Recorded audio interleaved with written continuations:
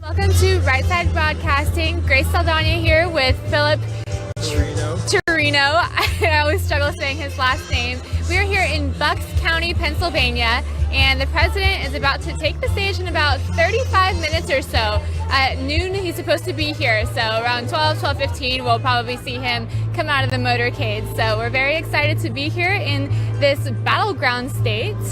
So how are you doing, Phil? I'm doing very good. Thank you everybody for joining us who's on live right now in YouTube. It means so much that you're here watching Right Side Broadcast Network as we're bringing you live uninterrupted coverage of President Trump's event here in Bucks County. One thing interesting to note is we're not in what your typical event would be. I know many of you are probably used to seeing an airport or a stadium of some kind. We're actually on a family farm right now in Bucks County. This family was so generous to let President Trump use this event, use this space for his event. So thank you to the family who let us come here and let President Trump come here. I'm sure he appreciates it very much. Thank you, Philip. And you guys can support Right Side Broadcasting by donating to our YouTube Super Chats, which we are happy to read on screen for you guys and shout you out. I love talking with the Super Chats. My phone's actually working this time, so I can do it. And you guys can also donate to us on our website because YouTube takes 30% of the profit. So our website is www.rsbnetwork.com/donate. You guys can donate to us there.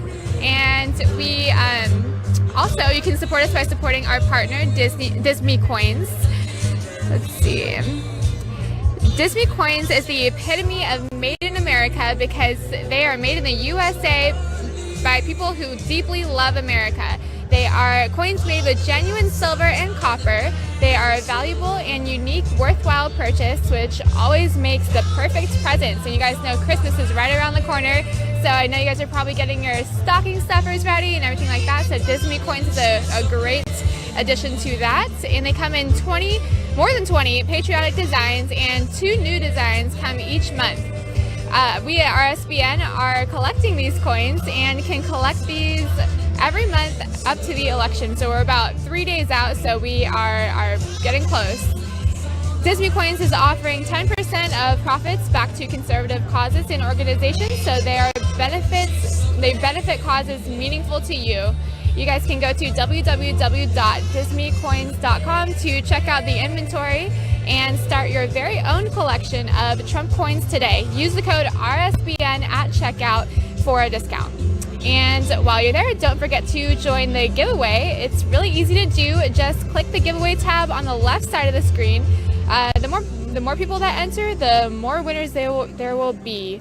That's www.disneycoins.com. www.disneycoins.com. So we are very happy to be here in Pennsylvania. There's a lot of tension. I feel like we were driving in here. It took about an hour to get from the Philadelphia International Airport, and there was Biden and Trump signs all over the place. You can definitely tell we are in a critical swing state. I feel like there's definitely a tense energy in this state. What do you think? Absolutely. I think that you can tell that Pennsylvania is a swing state, but even in the midst of the cold here today, people are still showing up for President Trump. I couldn't tell you the last time Joe Biden had an event here. I wouldn't even call it a rally because he doesn't get many people to come to his events. You know, he has those big circles on the floor like President Trump likes to talk about. So the people they're here, they're showing up for President Trump in the midst of everything. So we think that I think personally that President Trump has great support here in the state of Pennsylvania. But Pennsylvania is not the only state that is in play in this election. And we are trying to get to every single event that President Trump is going to have in these different swing states. And it is so important that we get there so we can bring you these live streams. We are stretched thin when it comes to a crew and monetarily when it comes to these events. So your donations are so important, and we cannot do it without you. But we are trying to bring these events for you so that you can enjoy uninterrupted coverage of the president as we travel to every swing state and every place that President Trump is going. So I cannot stress enough how important your donation is to help keep RSBN on the road and help keep us going until November 3rd so we can win 4 more years of Donald Trump in the White House. Yes, thank you for that. And on that note, I'm going to read some of the super chats that are coming in because we have so many coming in already, so thank you so much. The first one, what a great way to start off. We have a 2020 donation from Callan Shepherd.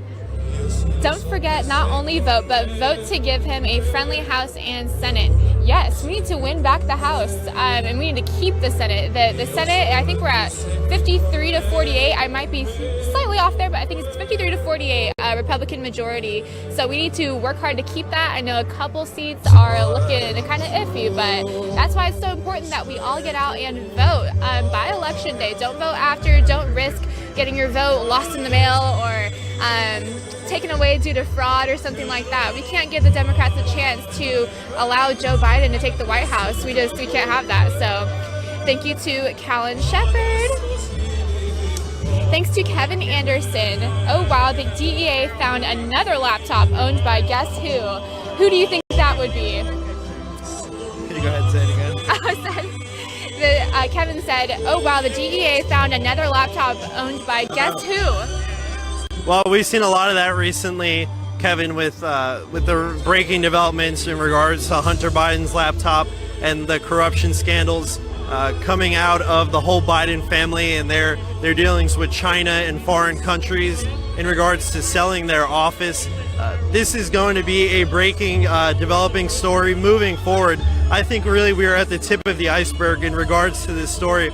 The FBI, we found out, has had Hunter Biden under investigation for money laundering for quite some time. Now, as far as if anything will happen, we're not quite sure. It is a swamp. People usually get protected like him, but we're really hoping that with William Barr as Attorney General and in charge of the Department of Justice, justice will be brought to these people, and there won't be a double justice system, because everybody deserves to be equally prosecuted under the law when they have wrongdoings. Yes, and that's why it's so great that we have President Trump in office to drain the swamp and bring justice back.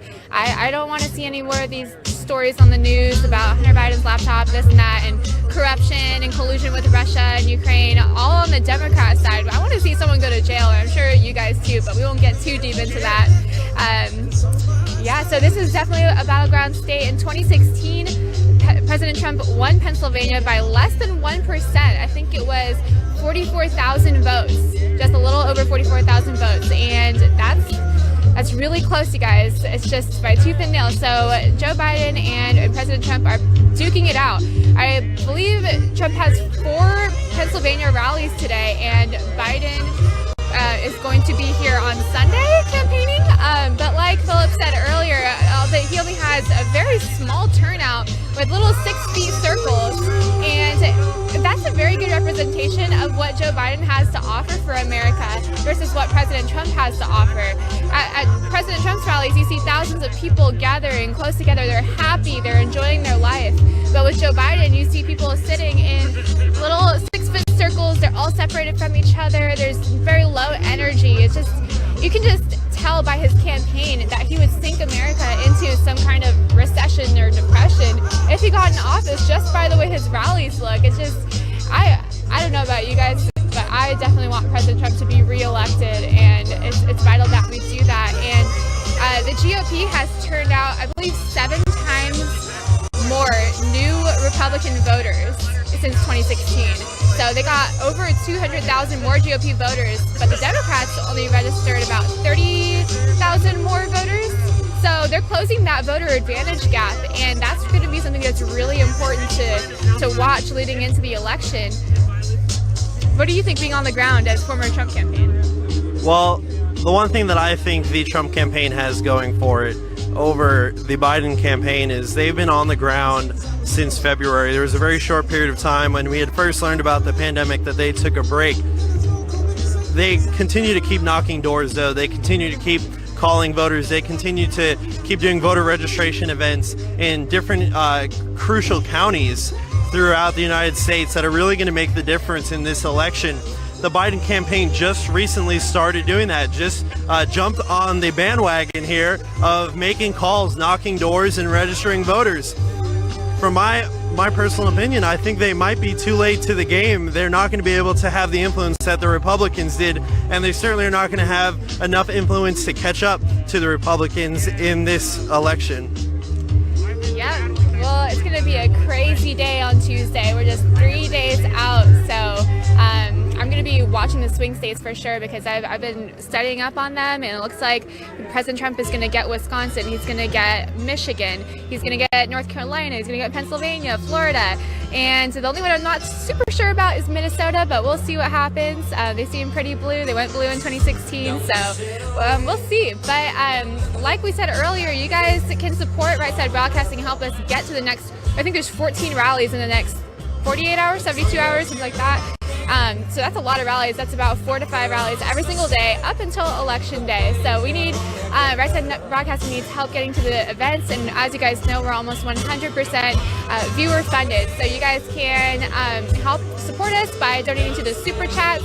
But again, YouTube takes 30% of that, so you can go directly to our website at www.rsbnetwork.com/donate, or you can mail us a check directly to our address in Auburn, Alabama, which I will read off to you real quick.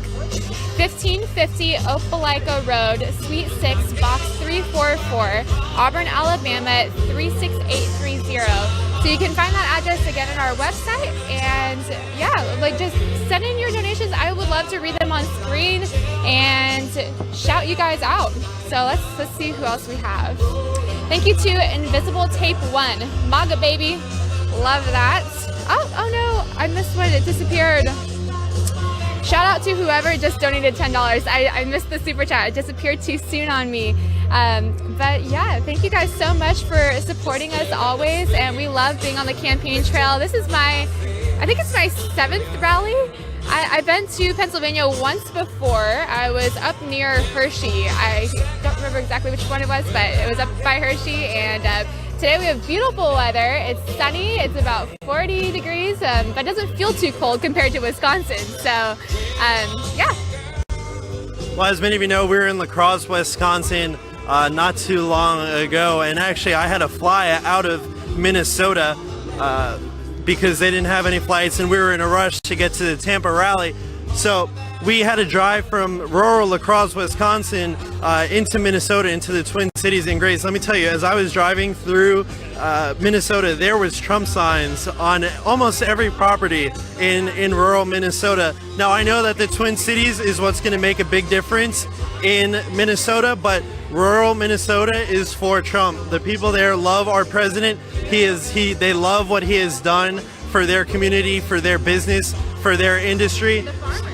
Yes, the farmers love President Trump, and there's probably many farmers here today in this more rural part of Pennsylvania, which, like Grace was saying, is just an hour outside of Philadelphia. Again, I don't want to miss our partner, Dismay Coins.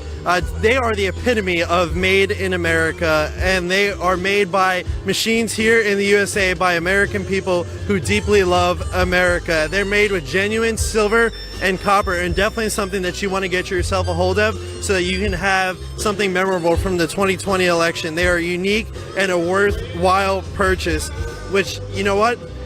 There's a holiday coming up, Christmas. They make a perfect gift. They come in 20 plus patriotic designs, and 2 new designs come out each month. We at RSBN will be collecting every single coin, and every month leading up to the election, they also make great gifts for any MAGA fan who's in your family for birthdays, you name it. It's a great gift. You can go to www.disme, that's DISME, coins.com to check out the inventory and start your very own collection of Trump coins today. Use code RSBN at checkout for a discount. While you're there, don't forget to join in on the giveaway. It's really easy to do so. Just click the giveaway tab on the left side of the screen, and the more people that enter, the more winners that there will be. That's www.dismecoins.com. You do not want to miss out on this great company. Thank you so much, Philip. So we have a couple more super chats coming in. Thank you to Hello Buster. I've been with you all since 2016. I normally make my donation on your website because YouTube ripoff. Thank you so much for that. So proud my daughter made her first donation on the RSBN website. Thank you so much. Thanks to Raina31602. You're amazing. Thank you, Raina. All right, we got a couple new members coming in. So excited. Thank you to SPCENC. Oh, Spence 1102. Thank you so much. Yes, just keep them coming in. I'll keep reading them off. It's super fun to interact with you guys since my internet is usually off. Thanks to Michael Saunders. And yeah, so again, so Pennsylvania is worth about 20 electoral votes, and Bucks County is actually one of the original counties started by William Penn.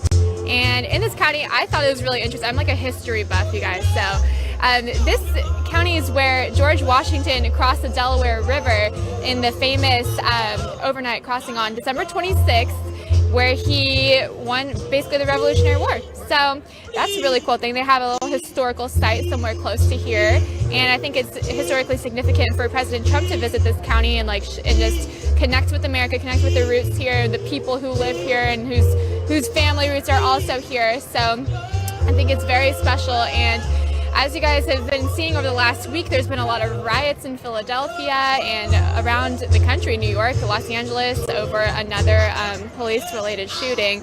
And unfortunately, the chaos is perpetuated by leftists and Democrats, and we really need to restore law and order, and that's what President Trump represents.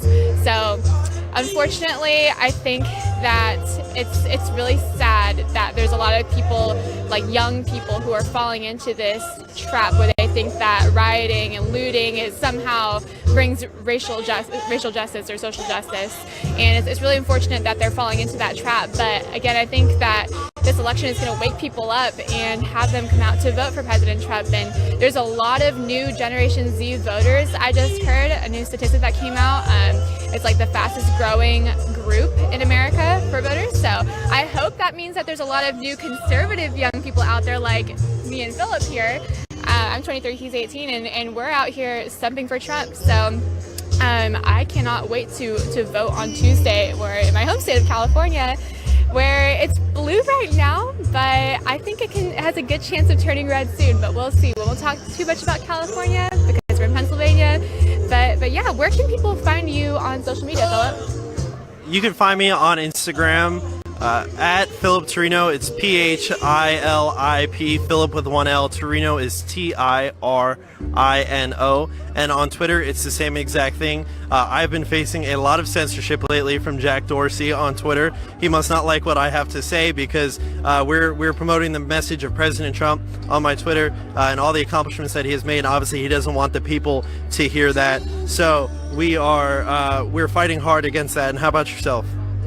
You guys can find me. My name is Grace Saldana. So all my Twitter, my Parler, my Instagram, Facebook, it's at Grace Saldana, GraceSaldanaa. And I also run a separate page. It's called The Republican Girl, where I basically create resources for young women, young conservative women who want to get more involved in the movement, or maybe they already are and they're looking for a community of like-minded women to connect with and continue spreading the word about conservative values to their friends. So it's an educational resource, and it's also an empowerment and inspiration resource. So you guys can find that at The Republican Girl on Instagram and Facebook.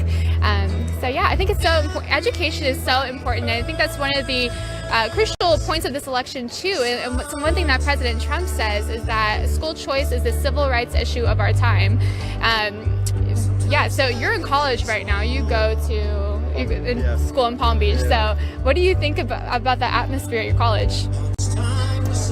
Well, I think that the education system in this country has needed an overhaul for a long period of time.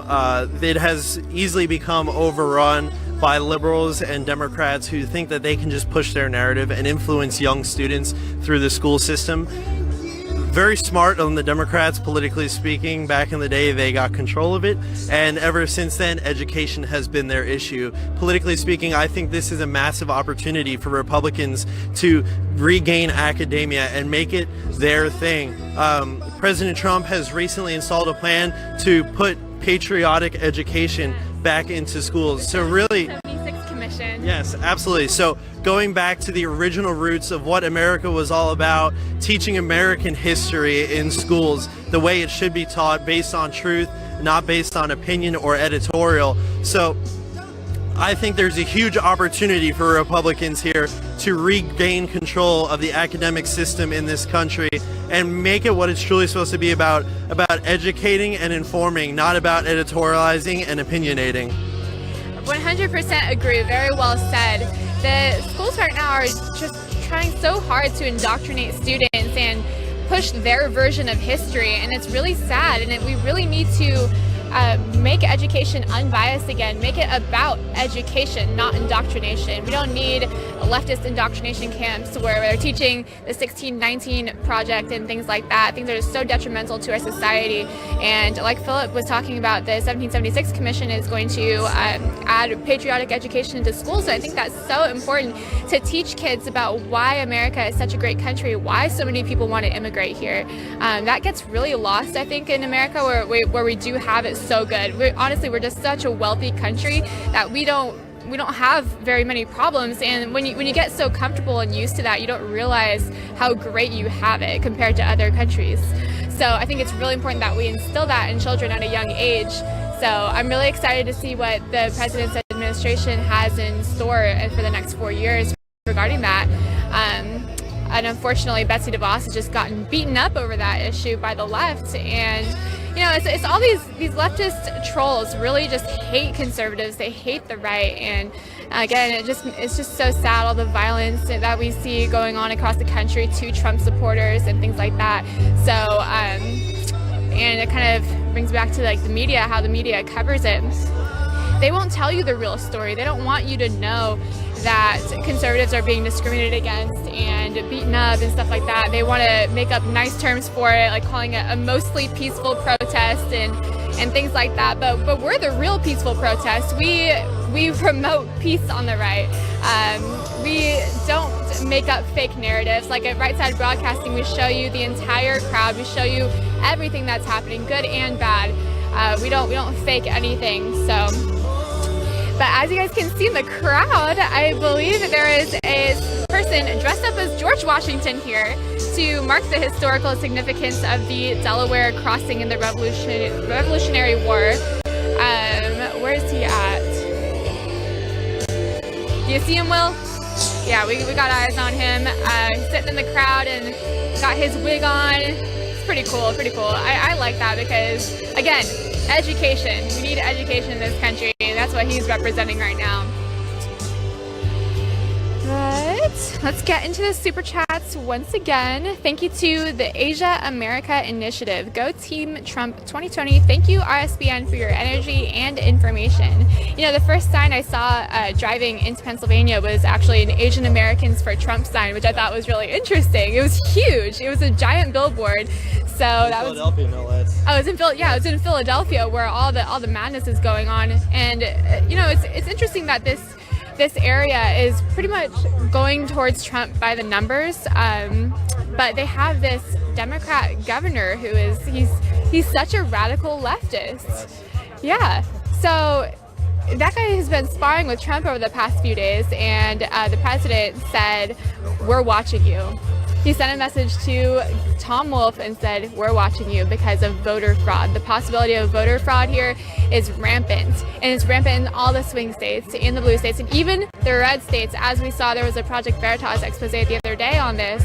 In San Antonio, this woman was caught on camera by an undercover journalist directly saying that she gets paid that she can bring 5,000 voters in for Joe Biden and for other local Democrats and judges. So that's a really scary thought that this could be happening in typically deeper red states like Texas. So I'm kind of concerned about the kind of impact that voter fraud could have on this election. What do you think about voter fraud? Well, first let me address the issue of the governors. It is a builder who left his mark on skylines around the world, a businessman with an extraordinary ability to communicate directly with the American people, a leader who grew tired of politicians, leading our country down a road to ruin. He didn't do it for money or power or fame. He had all that. He did it because of his love for our great country. And we will make America great again. Donald J. Trump beat the odds, smashed the establishment, and won the presidency for the American people. Donald Trump has defeated Hillary Clinton to become president-elect. Hillary Clinton has called Donald Trump to concede the race. It has been a stunning night. It has been a historic night. Washington, D.C., the establishment is terrified, and they should be. They were all of them wrong, making this one of the greatest upsets in American political history. Immediately upon taking office, President Trump changed things. But change threatened the establishment, and the establishment fought back. Democrat obstruction, phony investigations, the dishonest media. An incredible 92% of stories are negative. No president has seen anything like it. Despite everything they threw at him, President Trump delivered for the American people, and he delivered like never before. Building the strongest economy in American history, 7 million new jobs, the lowest ever unemployment for Black and Hispanic Americans, ending the Biden era of lopsided trade deals that sent our factories overseas, passing the historic USMCA, taking on China, winning the trade war, protecting and strengthening Medicare and Social Security, lowering the cost of insulin, delivering the first real drop in drug prices in 50 years, restoring our military, fixing the VA, bringing our troops home, and taking the world's deadliest terrorists off the battlefield. Soleimani, al-Baghdadi, ISIS, brought to justice. Moving America's embassy to Jerusalem, a new era of strength and solidarity with our ally Israel. Negotiating a historic peace deal between Israel and the United Arab Emirates. Securing our border. Miles of new border wall being built. Illegal immigration dropped to the lowest point in a decade. Tackling the coronavirus head-on. Banning travel from China. Mobilizing government, business, and the American people to manufacture masks, ventilators, and medical supplies. And launching Operation Warp Speed, an unprecedented effort to develop a vaccine to eradicate the coronavirus from the face of the earth in record time. President Trump has accomplished more for the American people in 4 years than any other president in history. And in his second term, he will lead America to even greater heights, draining the swamp, rebuilding the economy, bringing back millions of jobs, creating 10 million new jobs in 10 months, new opportunities for all Americans, not just those at the top, lowering drug costs, expanding access to high-quality health care for every American family, defending America's police, restoring law and order to our cities, stopping illegal immigration and protecting American families, and ending America's reliance on China once and for all, bringing back jobs and factories, making medicine and products in America again. President Trump will rebuild America's infrastructure, renew hope and our entrepreneurial spirit for a new generation, and restore the American dream. It won't be easy, never pretty. The swamp will continue to fight him every step of the way. But under President Trump, our families will thrive. Our incomes will rise. Our communities will be kept safe. Our factories will flourish. Our flag will fly high. Our country will soar. And we will make America great again.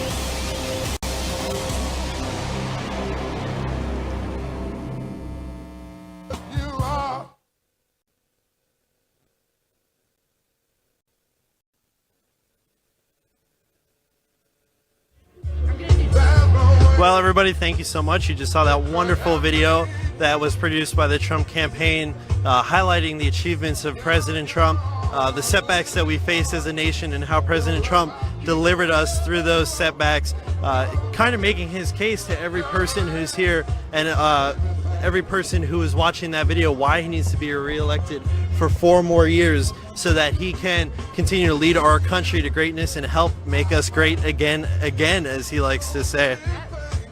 It blows my mind that people like the Democrats on the left can say that the president did a bad COVID response, or that he didn't respond at all, or that he didn't act early enough, or anything like that. It just blows my mind, because the whole reason why we even started shutting states down temporarily, remember 14 days to slow the spread, or 15 days to slow the spread, and the massive effort to get therapeutics out and testing. President Trump had a press conference like every single day for about 2 months or maybe longer about the coronavirus and about our progress and about how we're doing, and Dr. Fauci. Does everybody remember all the press briefings? Because I do. I watch them every day. And I don't understand how people can say that President Trump had a bad effort. And unfortunately, the virus came from China. And just we can't help that some people did unfortunately succumb to the virus. Not every death is President Trump's fault.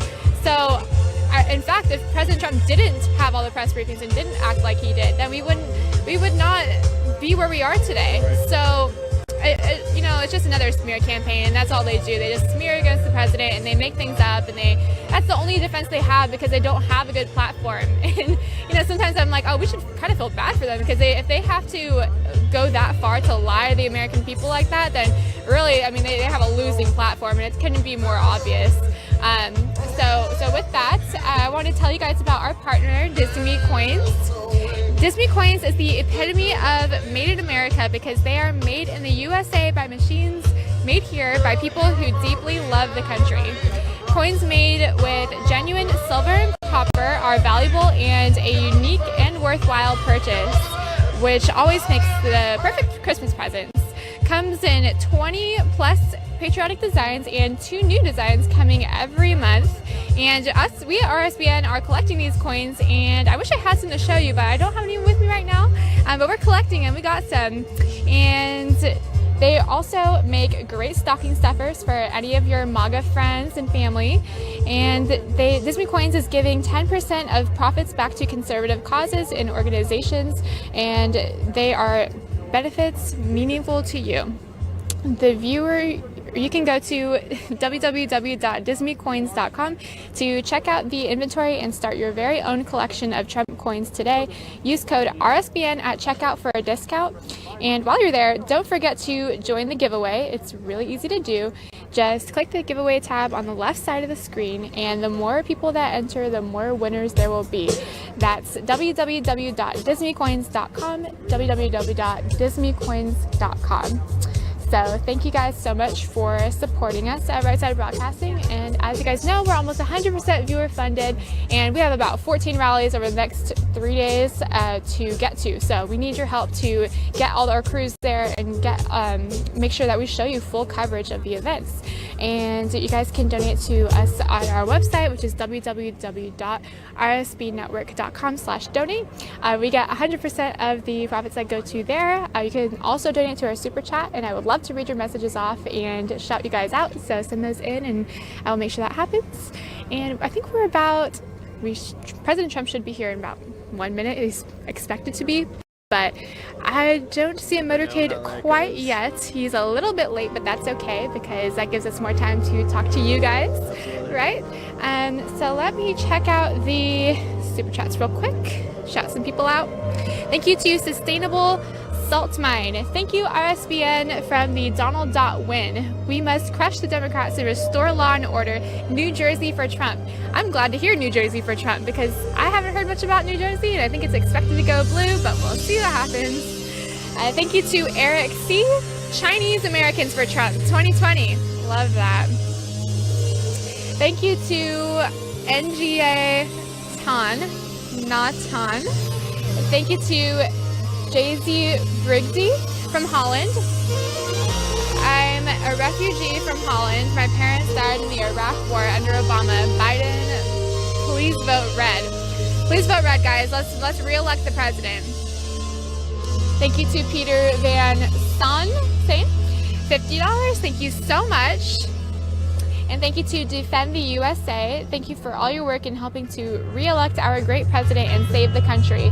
That's what we're here to do. We are here to save the country and make sure that it's not taken over by radical left extremists, because that's the last thing we want to happen to America. What's the reason that you love America so much, Philip? Well, the reason why I love America so much, just checking to make sure there's nothing coming in the sky. The reason why I love America so much is because my family worked so hard to get here. Immigrants from Italy who worked their butts off to get to this country, and they did it the right way, and they became productive members of society when they got to America. They didn't just come here and collect government welfare. They worked, they joined the military, they had families. They kind of created the nuclear family here in the United States. My grandfather fought in World War II. So that is the reason why I love America, because it's so much of what America should be. When President Trump talks about making America great again, that's what I think about. I think about that period of time after World War II where everybody was coming home and they were building houses and families were being made. And that just was really an exceptional time in American history. Yeah, so we are not far right now from Levittown, Pennsylvania, which, a little history lesson, it was built by a man named William Levitt, who was a builder in the war period during World War II. And post-World War II, he wanted to find a cheap, effective way of making houses that were affordable for people who were coming home from war. So he created these towns called Levittowns, named after himself, obviously. And they were basically production line houses that were very cookie cutter, and they matched each other, and every house was almost the same. So if you go to that section of Levittown, Pennsylvania, and you drive down the street, you will see almost every house looks exactly alike. He followed the production line method of Henry Ford, where he's like, what color do you want, black or black for your car? He kept it really simple, he kept it affordable, but all these families who were coming home from World War II, these soldiers were able to start families, they were able to get jobs and afford homes in nice communities. Thank you for that history lesson. Absolutely. And I think he's responsible for a lot of how Pennsylvania's economy got started, Absolutely. right? So that's kind of an important tidbit to know when you're here in the state. But like I said earlier, this is, it's very tense here. There's a lot of friction between the left and the right. There's a lot of Biden signs. There's a lot of Trump signs. It's not really overwhelmingly one or the other. And however, what I think is interesting is that the polls. So you guys know that I don't like the polls. I don't trust the polls. However, unfortunately, when you're doing like political analysis, you got to look at the polls. And what they show right now is Biden ahead of Trump by 3.6 points.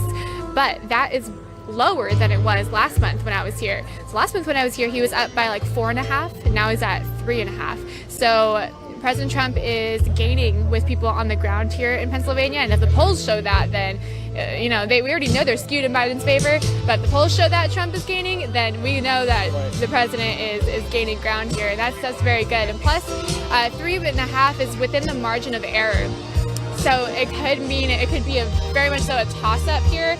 And like I said, in 2016, the president only won the state by 44,000 votes. Very slim. But we can do it again, and I think we'll do it again even bigger. And what's funny to me is that the Democrats think the riots help them.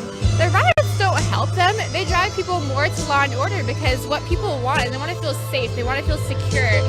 They want to live in a nice country where there are good things happening, and where they can safely go out in their neighborhoods and own a business, and they want to feel secure in that. And the Democrats don't provide that. The Republicans do. So whether someone agrees with the president personally or likes his personality or anything like that, they're still going to vote for him based on what he can offer them. So I think that's going to be a very important factor. How do you think the riots are going to affect the election? Well, I think, like you were saying, this election comes down to a lot more than just personality. This election really comes down to politics.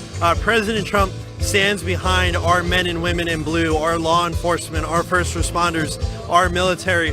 Joe Biden wants to defund the police. He wants to cut funding from the police department. Philip had to be, it's gone now. Joe Biden wants to cut funding from the police. So that really tells you who has your back. President Trump wants law and order in our suburbs and in our cities. President Trump will be there for you. He wants to make sure that America is safe, America is wealthy, America is strong, and America is great, like he always says at the end of his speeches. And you only get those ideals and promote those ideals to become a reality through actually doing it and supporting the men and women in blue. And that's why these police organizations and these police unions are coming out like they never have before to support a candidate. New York's finest, the NYPD, came out, the union came out and supported President Trump.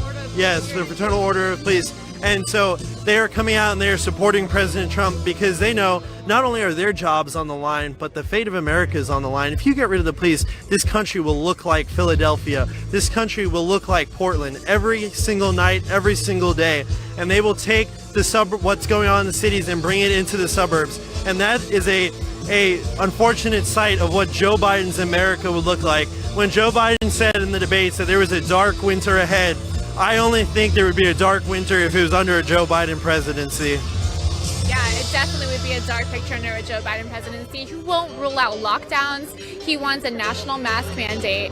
And I do not want to see Joe Biden inaugurated and then have to go back into a lockdown and wear a mask every single place that I go and have all these terrible restrictions. I don't want that. I want to be free.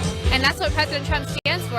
America is the last stand in between freedom and tyranny. If America goes down, there is no other place to go. I don't want to be controlled, and President Trump represents liberty, he represents justice and freedom and law and order, all these things that are traditionally come from our country, and we are proud of those things.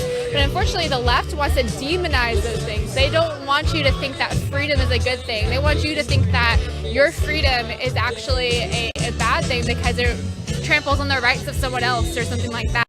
And that's the problem with the left. They don't understand individual freedom, personal responsibility, things like that us conservatives value. So that's the important thing. We need to be able to talk to our friends and family about those values and help them understand why it's so important and why those things make our country great. Because it's not just that, it's not that America is great just because it's great. It's great because we value freedom and our constitutional rights. I encourage everybody to go read the Constitution and understand what your First Amendment right is, what your Second Amendment right is, 14th Amendment, everything like that. Because it's not just a privilege or an entitlement or something that we get when the governor says we do.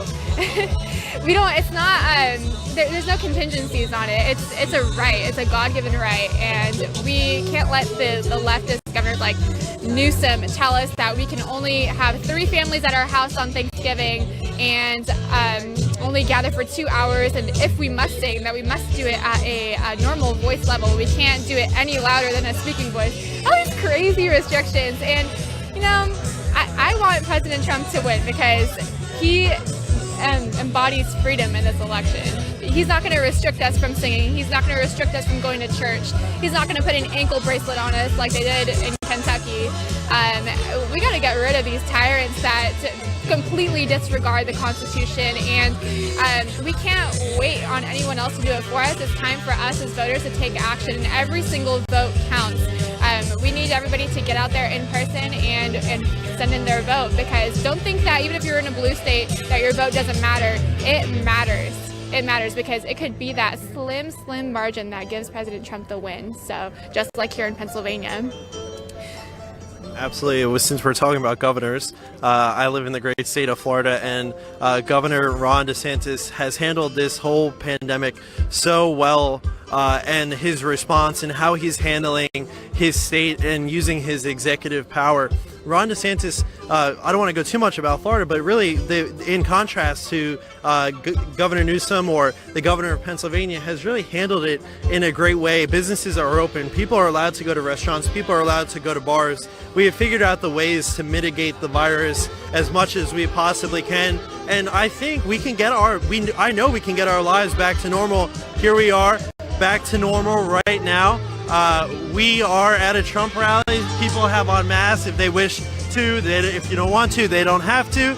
People have learned to live with this, and it is something that we're rounding the corner on as President Trump always says. He says that we are rounding the corner and we are finding the cure, and pretty soon the time will come where we will have a vaccine and a cure for this virus. So we cannot let it control our lives, and we cannot let the cure be worse than the actual problem itself. And Governor DeSantis has executed on that very thought alone, and he has opened up businesses. And I would encourage the Democrat governors of these horribly run states to do so. Trust me, it will look a lot better politically to do so. So I encourage you, open up your states.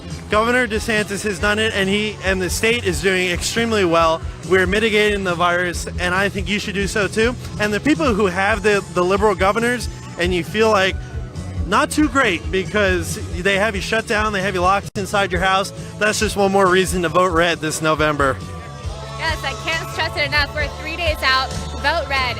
Tell all your friends and family, get them to vote out and come out and vote too, because this is the most important election of our lives. The first 2016 was important, but this is even more important because we did not just waste the last 4 years on getting all these wonderful things done just for someone like Joe Biden to get in office and undo everything. We can't allow that to happen.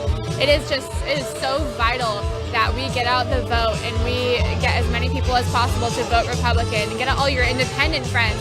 That's the one group that scares Democrats, is actually the independents, the moderates, the people who are typically, they might vote one way one year and another way the next.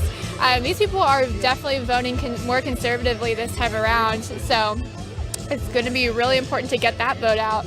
And don't think that people can't change their minds. People can definitely change their minds. It's all about education and about what's going on in the world. If there's any election that would be easier to tell people about conservatism and tell people about the wonderful things President Trump is doing for the country, it would be now, because we're in a very interesting time where so many people are affected by politics today. Usually people, I think, tend to stay out of politics because their lives aren't really impacted by it.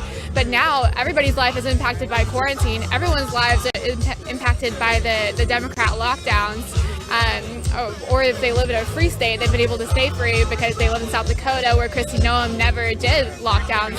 So there's things like that, and it's just, I think people are more open-minded this time around. It might sound crazy, but I really do think that there are people who are open to hearing more about maybe other ideas that are better than lockdowns. So I think the quarantine will help the president, but we'll see what happens. He is set to be here any time now. It is 12:15. I think he's going to be coming in the motorcade from the right of the stage. And I think we have everybody filled in the crowd now.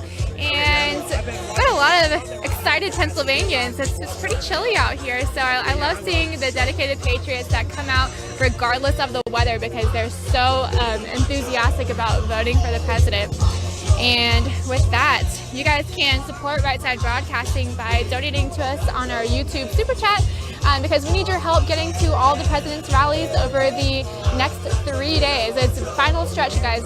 Well, actually, we have 2 days of rallies left, but 3 days till the election. So we need all your help to get to these rallies and get our camera crews and everything. So you guys can donate to our website, www.rsbnetwork.com/donate. We get 100% of the profits that go there, I believe. You guys can also send checks and stuff like that to our address in Alabama, which is at 1550 Opelika Road, Suite 6, Box 344, Auburn, Alabama 36830. That address is also on our website, and you can support us by supporting our partner, Disney Coins. Disney Coins is the epitome of Made in America, because they are made in the USA by machines here and by people who deeply love America. They are coins made with genuine silver and copper. They are valuable, unique, and worthwhile purchase, which always makes the perfect presents. Comes in 20 plus patriotic designs, and 2 new designs come each month. We at RSBN are collecting these coins and can collect these all the way up to the election. And they make great gifts for any MAGA fan in your life, your parents, your brother, your sister, everybody. Disney Coins is giving 10% of profits back to conservative causes and organizations, so they are benefiting causes meaningful to you. The viewer can go to www.disneycoins.com to check out the inventory and start your very own collection of Trump coins today. Use code RSBN at checkout for a discount, and while you're there, don't forget to join the giveaway. It's really easy to do, so just click the giveaway tab on the left side of the screen. The more people that enter, the more winners there will be. That's www.disneycoins.com, www.disneycoins.com. Thank you so much, you guys, for all of your support. And you guys can also follow Right Side Broadcasting at RSB Network on Twitter, Instagram, and Parler. So we need to get everybody on Parler. We need to do the censorship-free app. So, Philip, where can people find you on social media? Well, you can find me on social media at Philip Torino, but real quick, I want to go ahead and I want to toss it back to the studio to our great CEO, Joe Seals. He has a word for you, and then we'll be right back.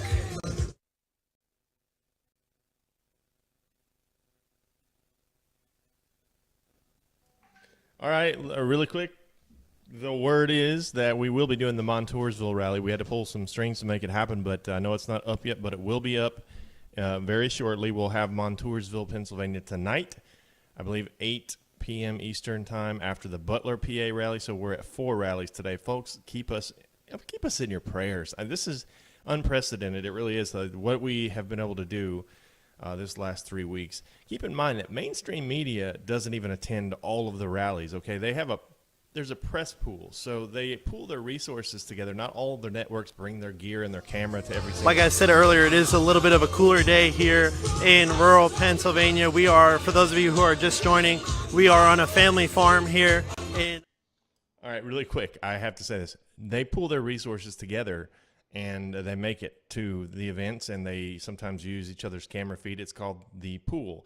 We go to every single event, okay? We travel to every single event with a full crew, and that's very difficult to do for us. So pray for us, because we'll be at 4 today, we'll be at 5 tomorrow, and then we'll be at 5 on Monday. And yes, I was up till 5 a.m. booking travel to make sure that happened. That's why we're a little bit late getting on air today.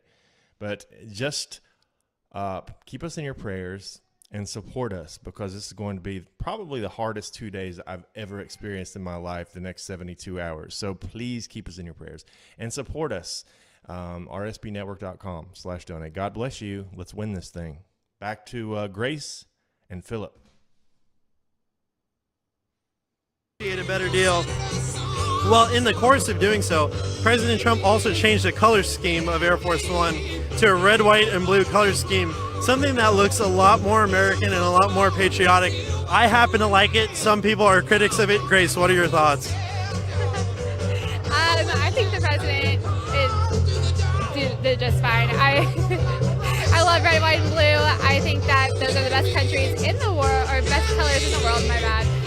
America is the best country in the world. So, yeah, the president has brought manufacturing back.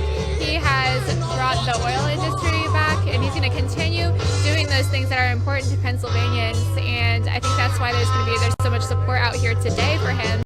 And I think that's why he's going to win in 2020. It looks like they are cleaning off the podium. The president is likely set to arrive very soon.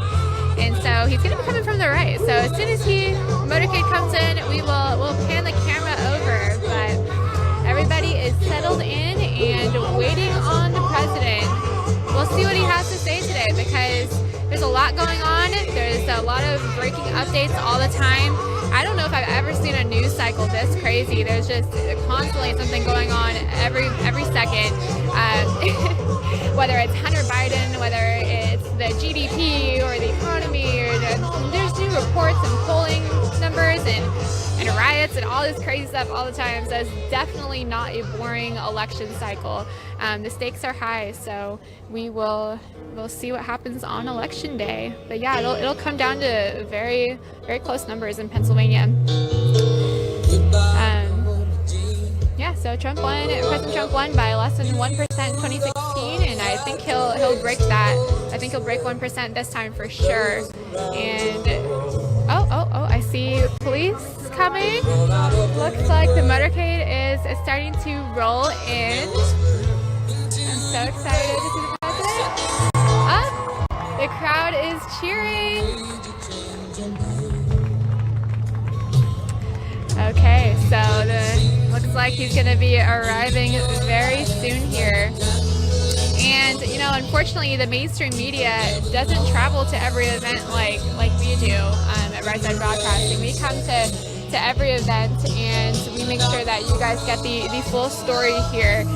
And yeah, so, you know, we're not mainstream media. We're a small company based out of Auburn, Alabama, and we still have the dedication to the president. We have, thanks to you guys, we have the resources to get to all of these events. And over the next couple days, it's going to be a wild ride. So we appreciate all the prayers and all the donations, all the support that we get from you guys. All the messages are really sweet too. Like, we get a lot of messages from you guys and handwritten notes, and we couldn't thank you guys enough for all of the support that you give us. We couldn't do it without you, honestly. Yeah, so very excited to see the president come on. Yes, Grace, thank you so much. The one thing that I did just notice, the seal for the President of the United States has been placed on the podium. Normally this is a sign that it's only a matter of time before the President arrives. When that seal is on there, the only person who speaks at that podium, for the most part, is the President of the United States. In a rare case, he might bring somebody up there, but that is a telltale sign that the President of the United States, Donald J. Trump, will be arriving shortly when that seal is on the podium. We did just see a little bit of motorcade action, some bikes coming up on the right-hand side along the road here, so that's where we're expecting the rest of the motorcade will come. And when it does come, you know that we will show you the motorcade as it arrives. Of course, RSBN is dedicated to bringing you live, uninterrupted coverage of the rallies, and so we will pan the crowd and we will show you everything that comes up. People standing on the bleachers here turned around. They have their phones out. They're helping their kids onto their shoulders. They're raising their wives and whatever the case might be to catch a glimpse of the beast and the motorcade as it comes in down this road here in a more rural part of Pennsylvania in Bucks County. There's some crews set up out there. Not exactly sure what they're doing, but people are just trying to catch a glimpse. I believe that anytime you get to see the President of the United States, it is truly a once-in-a-lifetime experience. Not many people get to see the President of the United States very often. Where I live in Florida, we do get to see him quite a bit because that's where his hometown is, so he's always coming there. But for people in Bucks County, anytime they get to see the President of the United States, it is quite the treat. And that is why people have showed up here today to make sure that when they do get their chance, they're here for it. There's quite a good turnout. I wonder if Joe Biden could even get this turnout in Bucks County, which is a swing county, I guess you would say, right, Grace? And so we'll see if Joe Biden, I don't think he's going to come here, but I wonder if Joe Biden could ever get a crowd like this. I don't even think Barack Obama could pull a crowd like this.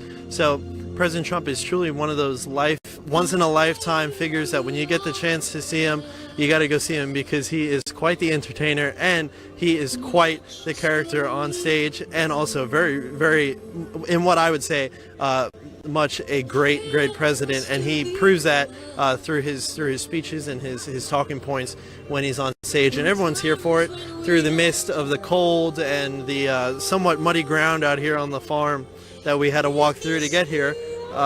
But people are here for it and they want to see the president. They're anxiously waiting. Everybody's standing up. They got their hands in their pockets trying to keep themselves warm, but they're ready to see the President of the United States. And to your point just a couple minutes ago, President Trump is the most transparent president and politician that we've ever had in this country. You don't see other presidents having as many public appearances and press conferences, meetings, and everything is completely public. The press is allowed on all of his conference calls, or most of them, obviously, not the like DOD briefings and things like that, but most other things, we have access to everything the president is doing and saying and his plans for the future. And that's one thing that the Biden president, or the possible Biden presidency, cannot offer. They cannot offer transparency. They call lids. Oh, we have some people waving in the crowd. Thank you for supporting. I love how excited people are. People always wave at RSBN. They usually chant CNN sucks, so we have a little bit more of a little more civil crowd here. So they're not too hard on CNN, but we know CNN's fake news, and but people know, the Trump supporters know that right-side broadcasting is the future. The future is unbiased news and showing the full picture. People are tired of seeing edits and or devious edits and cropped pictures and just misleading news. It's not real news. It's just a narrative. We don't want to see a biased political narrative, whether it's Democrat or Republican. I mean, we want to see the unbiased full picture of what's happening so we can decide for ourselves. And that's something that I think is so important to preserve. A lot of networks don't have that these days. But another thing we need to do is promote conservative news, because the tech companies are working so hard to silence conservative beliefs. They don't want people to hear about all the great things the president has accomplished. I mean, we could go into. I actually just did an episode of my full-time job. I work at a place called Freedom Wire News. You guys can go to freedomwire.com and read my articles. But we just did a whole podcast about all of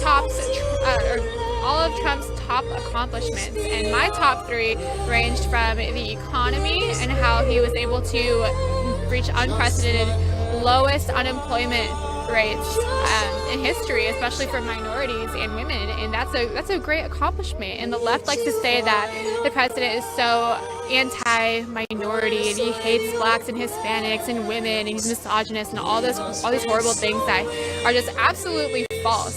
It could not be more untrue, and the president has proved that in things like the Platinum Plan, where he is investing $500 billion into black communities and bringing up black businesses. And he just did the American Dream Plan. He announced that a couple days ago during a Florida rally, where he's going to invest a ton of federal funding into Hispanic communities and starting, I think he said, 500,000 new small businesses that are Hispanic owned. So that's something to celebrate. And the president he's pro-America. He doesn't discriminate against certain Americans, and he doesn't give certain Americans opportunities like a lot of people talk about on the left. They only want to give, they basically don't want to give white Americans any opportunities. They want to give them all to minorities. And we can't do it like that. We'd have to have equal opportunity for all. So that's one principle that makes this country so great, is that everybody can have an equal opportunity, and that's something that we need to maintain. It's not racist to say that. It's true. So yes, the president is restoring American greatness, and we have to make sure he gets reelected. I hear the lamestream media, as I like to call them, say all the time that President Trump is a racist. And there simply is nothing true about that. 100% wrong, everything they say. They say that President Trump is a white supremacist. They are wrong yet again. I forget the exact number, Grace, but since 2016, the amount of times that he has denounced white supremacy, racism, David Duke, he has come out strongly against them every single time, and he has said, I denounce white supremacism, I denounce David Duke, I denounce the KKK. Yet the media still likes to push this narrative that he is a racist, and that just simply is not true. I think we have the motorcade pulling up over here, as you will see on the screen, slowly working its way down the road. You see the lead car there peeking through the trees. I may be wrong. Yeah. I may have been wrong there, but I'm sure it was only a matter of time before the president arrives. And like I was saying, the fact that they say that President Trump is a racist is just simply not true. And when President Trump was a private citizen, just Donald Trump then, the businessman, that you notice they never said that, and they always enjoyed his money. So it is truly a matter of politics that they like to call President Trump a racist and a white supremacist. Real quick, before the president comes on, I do want to mention again our partner, Disney Coin Company. Disney Coins is the epitome of made in America, because they are made in the USA by machines that are made in America by people who deeply love America. That is a lot of America. Coins made with genuine silver and copper, and their coins are valued valuable and are a unique, worthwhile purchase, which always means to make perfect presents. They make perfect gifts to give to someone in your MAGA family. They come in 20 plus patriotic designs and 2 new designs coming each month. We at RSBN are collecting every single coin and collect them along with us each and every month leading up to the election. They also make great gifts, like I said, for people in the MAGA fans in your family. I'm not sure if they had liberals in your family, if they would like them so much, but MAGA fans definitely would like Disney Coin Company. Disney Coins is giving 10% of profits back to conservative causes and organizations, so they benefit causes meaningful to you, the viewer. Go to www.dismecoins.com. That's DISME coins.com to check out the inventory and start your very own collection of Trump coins today. Use code RSBN at checkout for a discount. While you're there, don't forget to join the giveaway. It's really easy to do. Click the giveaway tab on the left side of the screen. The more people they enter, the more people that win. That's www.dismecoins.com. That's www.dismecoins.com. Our partner here bringing you today's coverage of President Trump's rally in Bucks County, Pennsylvania. Thank you so much, Philip. So I think one of the president's greatest contributions to not just America, but America's allies in the world are all of the peace deals he's been able to accomplish in only the past 3 months. Imagine getting 4 peace deals in 3 months.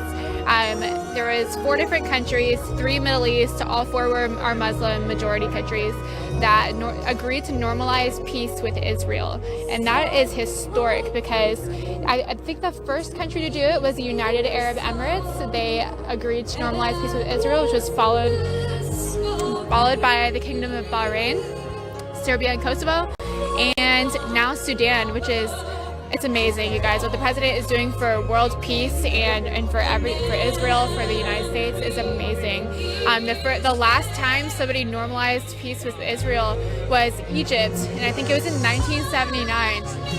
And the president was able to get 4 peace deals in 3 months. It just blows my mind, you guys, because that affects not only America, but it affects everybody across the world, and especially war-torn and battled regions like the Middle East and like Sudan, which formerly harbored Osama bin Laden and committed terrorist attacks on the United States embassies in Africa and things like that.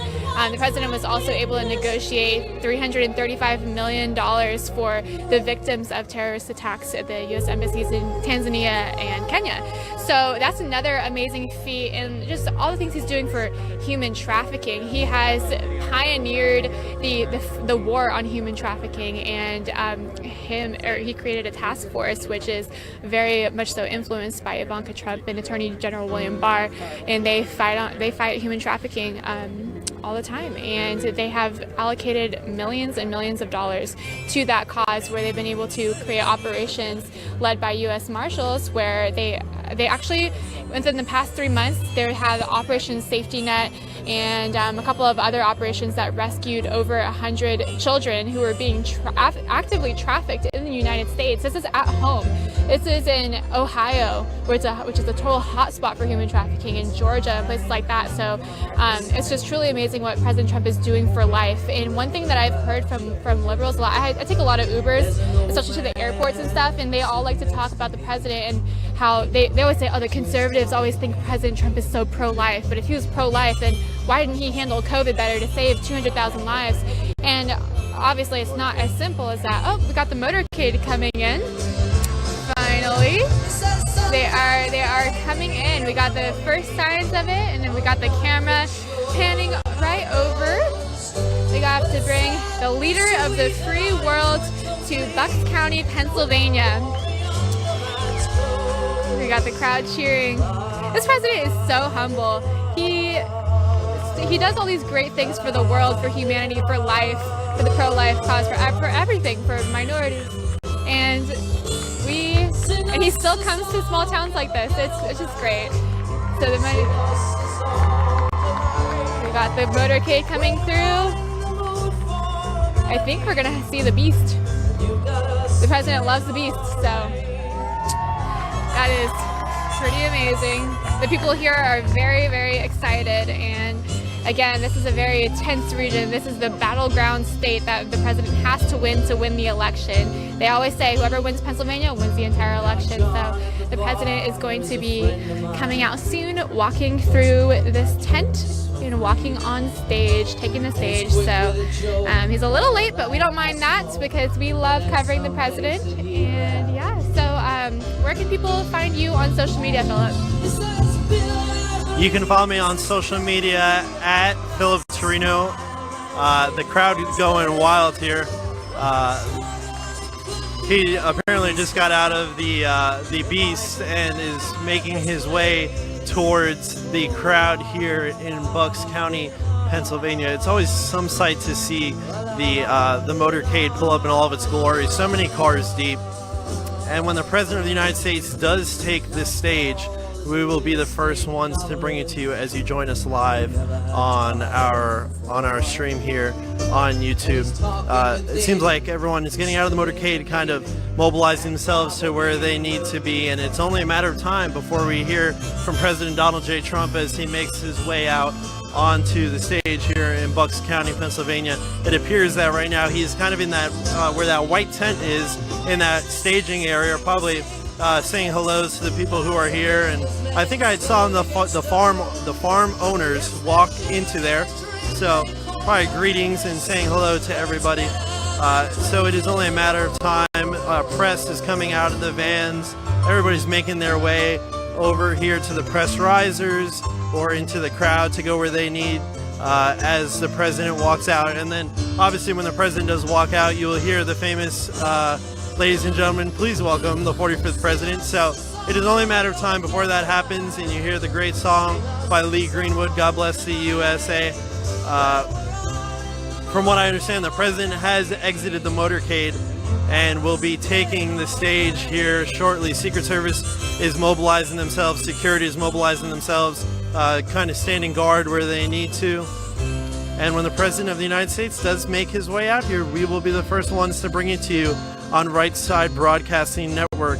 You can follow us on social media at RSB Network. Guys, I cannot stress how important social media is in this time. Back in the day, for our more mature audiences, you might have understood paper subscriptions and how important those were to keep companies going.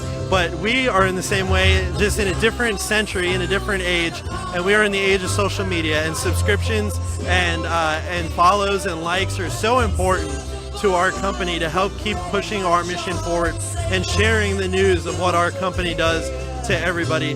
So please go ahead and do so. Take a moment to follow RSB Network on all of our platforms, and you guys can follow RSB Network on Parler, Instagram, Facebook, and Twitter. And we give you guys live updates where we'll keep you updated on where we're going to be, what time, who's going to be there.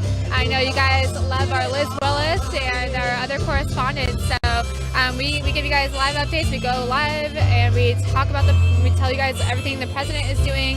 So follow us on social media. Keep up with us. Go everywhere the president goes, like we do. And unlike the mainstream media, who has resources, yet won't go out and cover the president. So at least as much as we do, they won't give you the full picture and show the crowds and tell you about how these areas are doing. And we're just 2 days out from the election, you guys. So we really appreciate all of your support. It means everything to us. We're a very small company. We're very tight-knit, and we don't have that many resources. So everything that you guys are able to donate to RSBN really goes a long, long way, and it helps us make it to all of these rallies. Shout out to our CEO, Joe Seals. He is swamped in the studio. He's so busy getting all of our travel. I think we probably have a couple dozen employees traveling. So especially over these next couple of days are going to be rough. So, but we're still happy and proud to do it. This is the honor of a lifetime to be able to cover the president. So again, we really appreciate all of your support. And I would read out some last minute shout outs before the president takes the stage, but my internet went out again, like it usually does. So. I thank you so much to all the super chatters.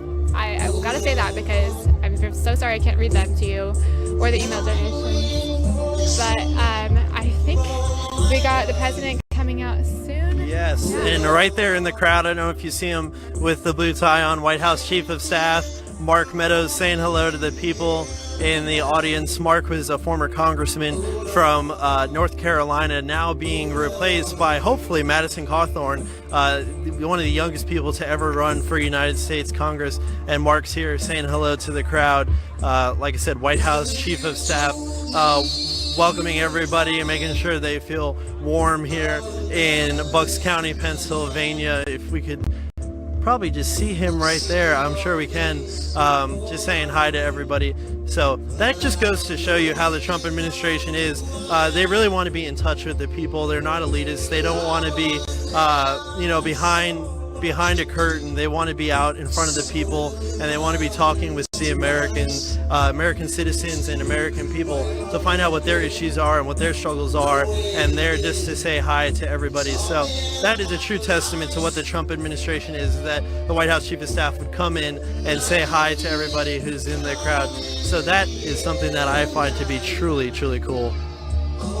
Yeah, again, you guys, this is transparency, and I think this Mark Meadows going out into the crowd just really reflects how the Trump administration wants to be in touch with the American people, and they want to work with Americans. They don't want to sit up in their mansions like Nancy Pelosi and eat $40 ice cream and all this crazy stuff that they do that we talk about, but it's the truth. You know, the Republicans that are in office right now, they want to help America, and that's what we really need right now. This is again, America is the last stand. There's no other place to go if America, again, is taken over by socialism or communism. So it's so important that we spread that message with everybody. And I think that just like the passion in the conservative movement right now, well, really has just been inspiring so many people to do things they don't usually do, like actually consider conservative values, and but it's just a testament to how good the people are in the conservative movement and how passionate we are. And yeah, so we're very excited to see the president.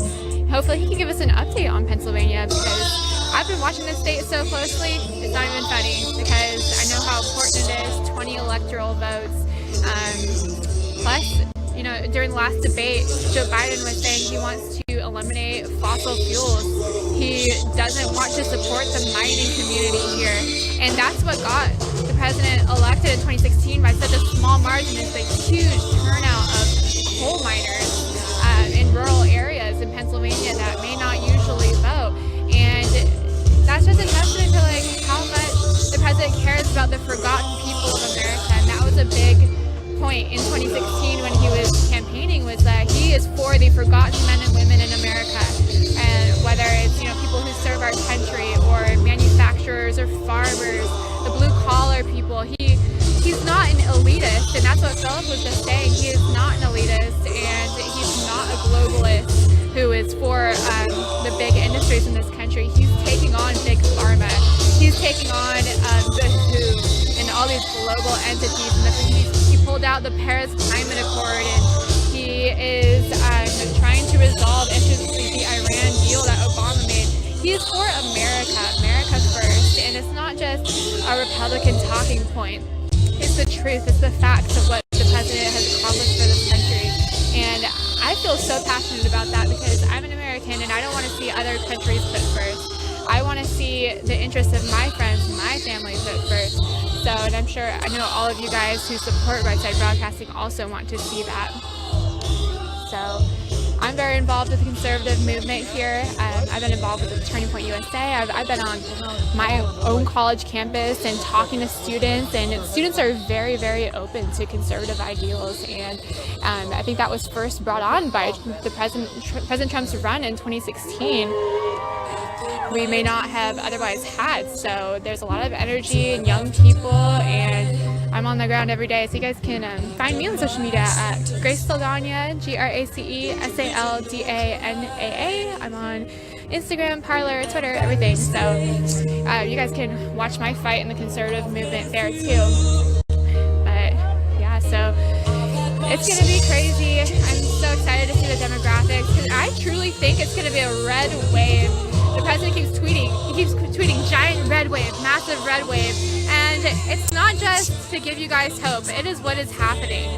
I think the swing states are going full on for Trump, and like I always say, I think California is going for Trump, and I know that the minority vote is definitely going to the president in states like Florida, where Hispanic support for the president is it is massive compared to 2016. In 2016, I think he was at 30% of the vote, but now he's polling at 45% of the Hispanic vote, so that's a good sign. And I saw some studies last week that were talking about the young black male vote is going to the president, so it's very encouraging. Asian Americans, everybody is we had a better state of things under President Trump before the pandemic. We had a great economy. We had a booming economy. We were bringing jobs back. We were, especially from overseas. The previous administration, Obama-Biden, outsourced our jobs to places like China. They outsourced our jobs to India and like all these places. And we need to put America first, you guys. I'm saying, people forget how great we had it before the pandemic, and hopefully they come to understand that under a Joe Biden presidency, his tax plan, what he wants to do to the financial policy of this country, it just would completely destroy American livelihoods. Have you seen the tax plan, Philip? Joe Biden's tax plan? Have you seen Joe Biden's tax plan? Joe Biden's tax plan will totally undo everything that President Trump has worked so hard to get for the American people. President Trump promised to deliver tax cuts when he was running in 2016, and that is exactly what the president did. He delivered on his promises. The president likes to say, promises made, promises kept, and that is exactly what the president did. He kept his promises, and under a Joe Biden presidency, your taxes would be astronomical. He likes to say that he's only going to raise his taxes for people who make above $400,000 per year, but he also says he will slash Trump tax cuts, which is going to be hard on the average worker, on the middle class families in Pennsylvania, in Michigan, in Wisconsin, in Ohio, in Florida. It is going to be tough on those families. That is money every year that those families have in their pocket that they are waiting on. It just got very quiet here, so we're waiting to see. The President of the United States, Donald J. Trump. And I'm proud to be an American, where at least I know I'm free.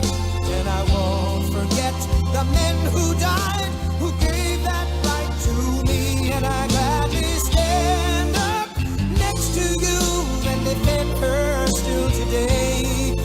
'Cause there ain't no doubt I love this land. God bless the USA.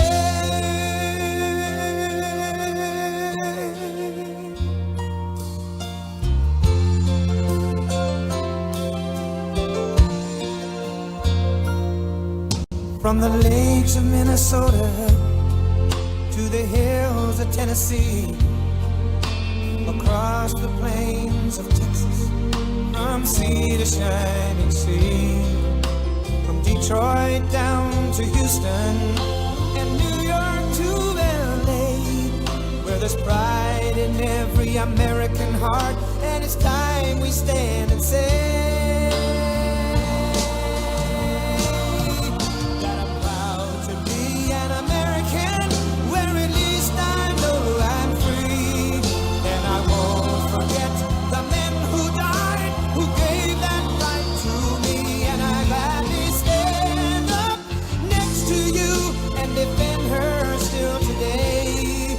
'Cause there ain't no doubt I love this land. God bless the USA.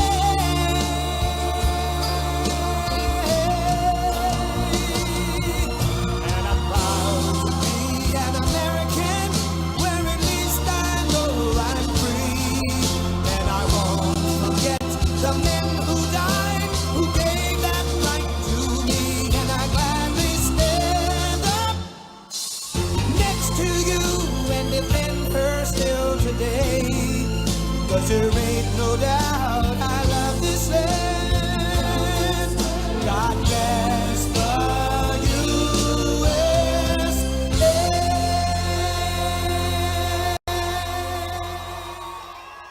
Well, thank you very much. Thank you. What an honor. Thank you very much.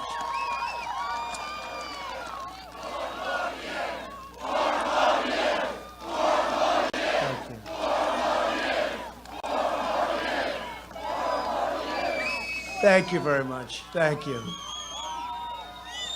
We love this section of the world. It's a beautiful section. We appreciate it very much. And I'm thrilled to be back in the great Commonwealth of Pennsylvania so much. Thank you. This is the state where the story of American independence began.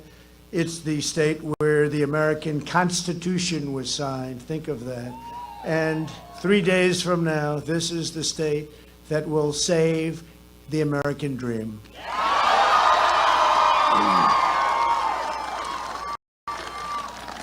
On November 3rd, we're going to win Pennsylvania, and we are going to win 4 more years in that very beautiful White House.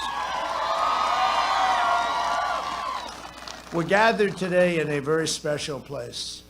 In the harrowing days of December 1776, when the American Revolution seemed lost, General George Washington made his headquarters at this Bucks County farmhouse to plan his famous crossing of the Delaware. On Christmas night, he led what remained, and remained, very little remained, of that ragtag Continental Army on a daring midnight raid. It was a tough night. It was a violent night. They marched through 9 miles of ice and snow, many without boots on their feet, leaving a trail of blood in their wake. At dawn, they seized victory at Trenton. Their sacrifice turned the entire tide of the war. Those soldiers came from every walk of life, but what united them all was their devotion to the principle of self-government.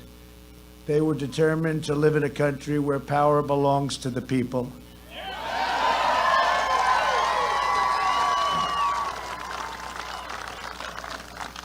That priceless inheritance is at stake just 3 days from now, and a great red wave is forming. As sure as you're there, as sure as we're here together, that wave is forming, and they see it on all sides, and there's not a thing they can do about it. This is the fundamental question facing every voter in America. Do you want to be a nation ruled by the corrupt political class, or do you want to be governed by the American people? I ran for office 4 years ago because I could not sit by and watch any longer as a small group of Washington insiders continued to get rich, bleeding American dry. You're just bleeding America dry. Think of it. Closing our factories, opening our borders, outsourcing our industries, and letting foreign countries ravage our middle class. Career politicians spend trillions of dollars fighting foreign wars while letting our own cities crumble and decay. Here in Pennsylvania, you know this bitter and very painful betrayal all too well, better than most. The corrupt Washington class launched an economic war against this state. For decades, they targeted your steel mills, shut down your plants, and sent millions of your jobs overseas, all while lining their pockets with special interest cash.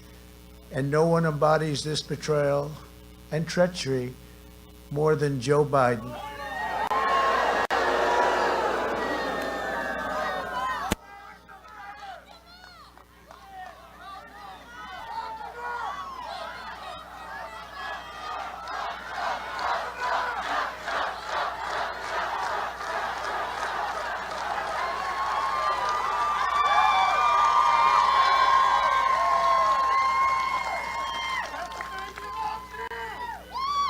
And worst of all, the suppressed media and big tech refuses to cover the crime.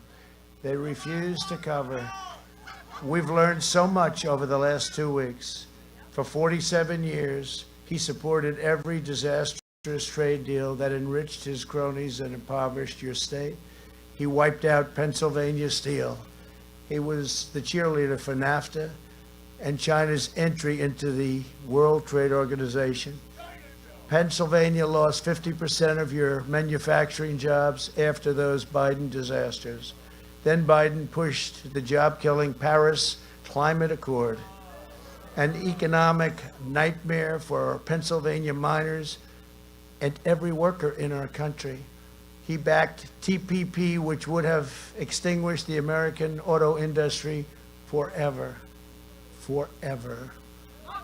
These betrayals not only made Biden's donors rich, they made his family rich. And as we know, he profited from the misery of unleashed work and horror given to Pennsylvania workers. He made a lot of money, and his family made a lot of money, and nobody knew about it until just recently. At the debate, I looked at him and said, Joe, you were here for 47 years, and you left only 3.5 years ago. Why didn't you do these things that you want done? Why didn't you fix it, Joe? And as you know, because I assume a number of you watched the debate,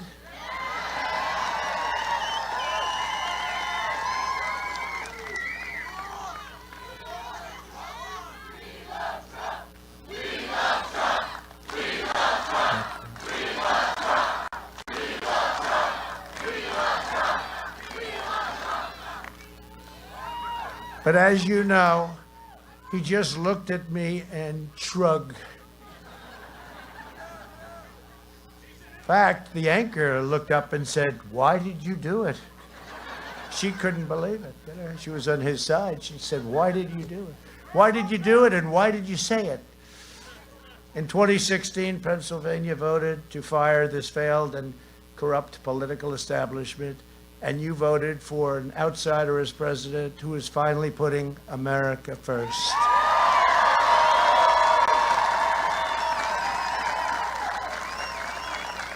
And if I don't look like a typical politician, that's very simple. It's because I'm not a politician. If I don't always play by the rules of Washington and the Washington establishment, it's because I was elected to fight for you, and I fought harder for you than any president in the history of our country.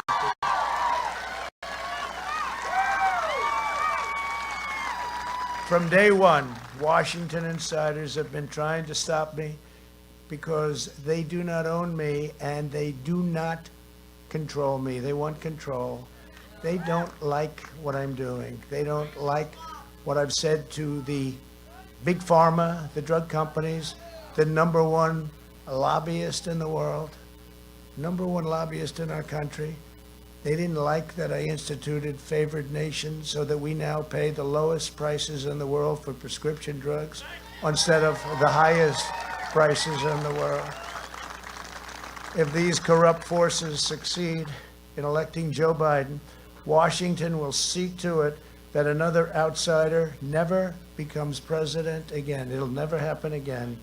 And nobody has done in 3.5 years, nobody, no administration, no president, what we've done and what we've accomplished. And it's not even challenged. Nobody even challenges that. They'll take back control, and they will never, ever give it up. This once-in-a-lifetime opportunity to beat the corrupt politicians will be lost forever, and they know it. They're fighting so hard, and they hate what they're seeing because they're not looking at fake suppression polls anymore. Now they're looking at the numbers that are pouring in, and they don't like the numbers that they're seeing in Florida and in Ohio and in North Carolina. And we think in Pennsylvania, although those numbers come in late.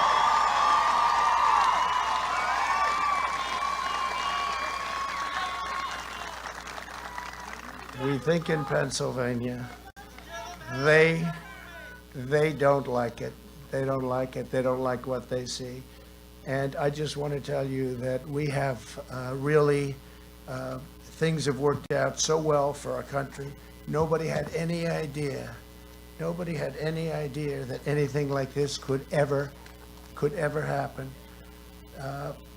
if you look at what's going on with, over the last 4 years, we've been building the biggest, strongest, and most secure middle class in human history.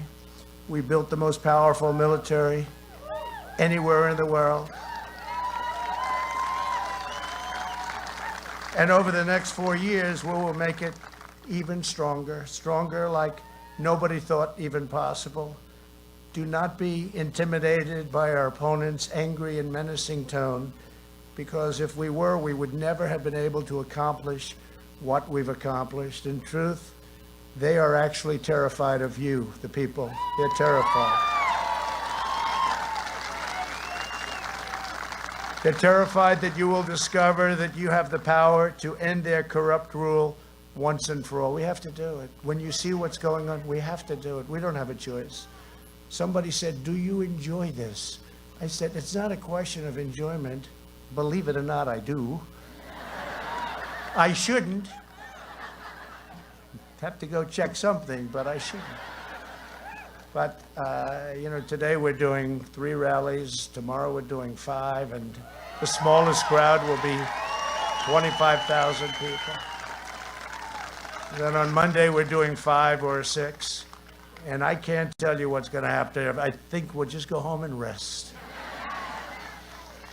But they don't get to decide this election. This is your choice. We have to be very careful. We have to be very, very careful, especially in this state, more than any other state. They say you have to be very, very careful. What happens in Philadelphia, we have to be everybody has to watch, vigilant. Your decision, your future is at stake. As your president, I don't answer to the special interests of no interest in me. I don't take instructions from donors and lobbyists. I don't care about them. I don't care about them. I don't take my orders from the media, or as I affectionately call them, the fake news media. And as you know, they've turned out to be far more fake than we ever thought. And they've really turned out to be corrupt. They are corrupt. They are really corrupt. The word fake is not strong enough, especially after what we've seen, where stories, major stories, the biggest story anywhere in the world is absolutely not covered.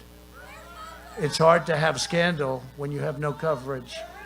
And they work in conjunction with big tech, and they protect each other, and they protect the Democrats, because with the Democrats, you don't have somebody up talking like I do about them. So they can do whatever they want, and this will only lead to very bad things. I do what is right for America. I do what's right for America. It's made me a lot of enemies in Washington, but I wear their opposition as a badge of honor.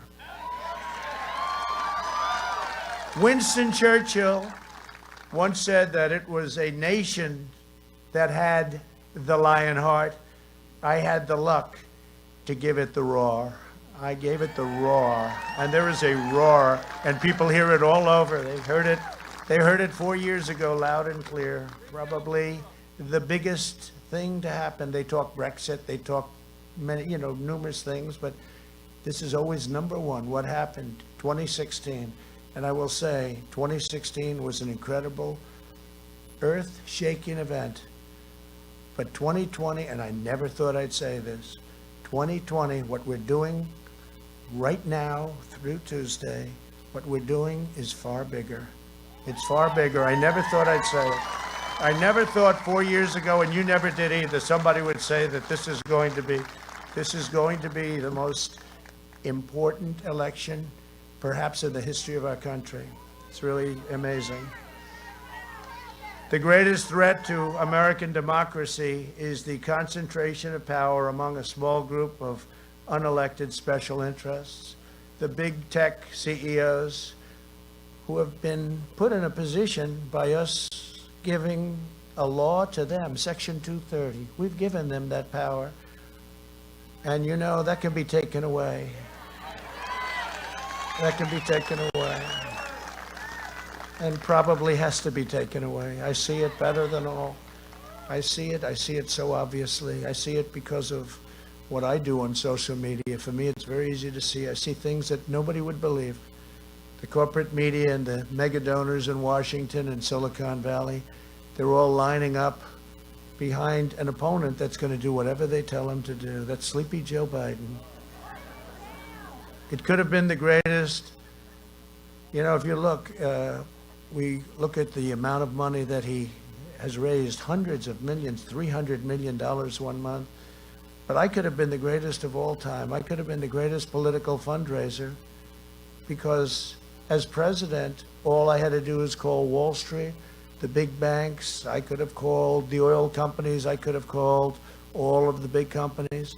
And every single one of them, and I know many of them, would have given me whatever I wanted. But I chose not to do that. And we did plenty. We have plenty. You can only buy so many commercials, you know. When the airways are full and you can't buy any more, I'm saying, where are we going to spend it? Although we did spend, in our case, a lot on ground game, which they, I think, forgot to spend. As much money as they have. They're screaming in Florida, where's our ground game? Where's our ground? Well, it takes a long time. You know what? It took us a year and a half to build that ground game, so we'll see how it all works out. But they didn't do that. They decided to go a different route. But they took in massive amounts of money. I could have taken in much more than that. They did 350. I could have done that within an hour. The president is calling. He'd like you to send $25 million, please. Who's going to tell me no? Nobody. But the problem is when they call in 6 months needing a favor that's worth billions, it's very hard, especially me being a loyal person, not a dishonest person, but a loyal person. It's very hard for me to say, no, I don't want to take his call. No, his or her call. No, I don't want to do it. So it really, you're compromised. It would have compromised our nation. So I didn't want to do that. Joe Biden works for them. I know them very well. I know them far better than he does. I know him far better than he. Some are friends. Some are actually very surprised when I say, you don't have to bother. Don't worry. I don't think we can buy any more anyway, right? But he works for them. And when you see those numbers, 300, 350 million, so much they don't know what to do with it, where they're spending $25, $30 million on a congressional race that used to spend $500,000, you know something's going on, and it's not a good thing, and it's not the way I want to work. This was one opportunity to do something special. This isn't a company. This isn't making some money. This is one opportunity to turn our country around. And we're not going to blow it.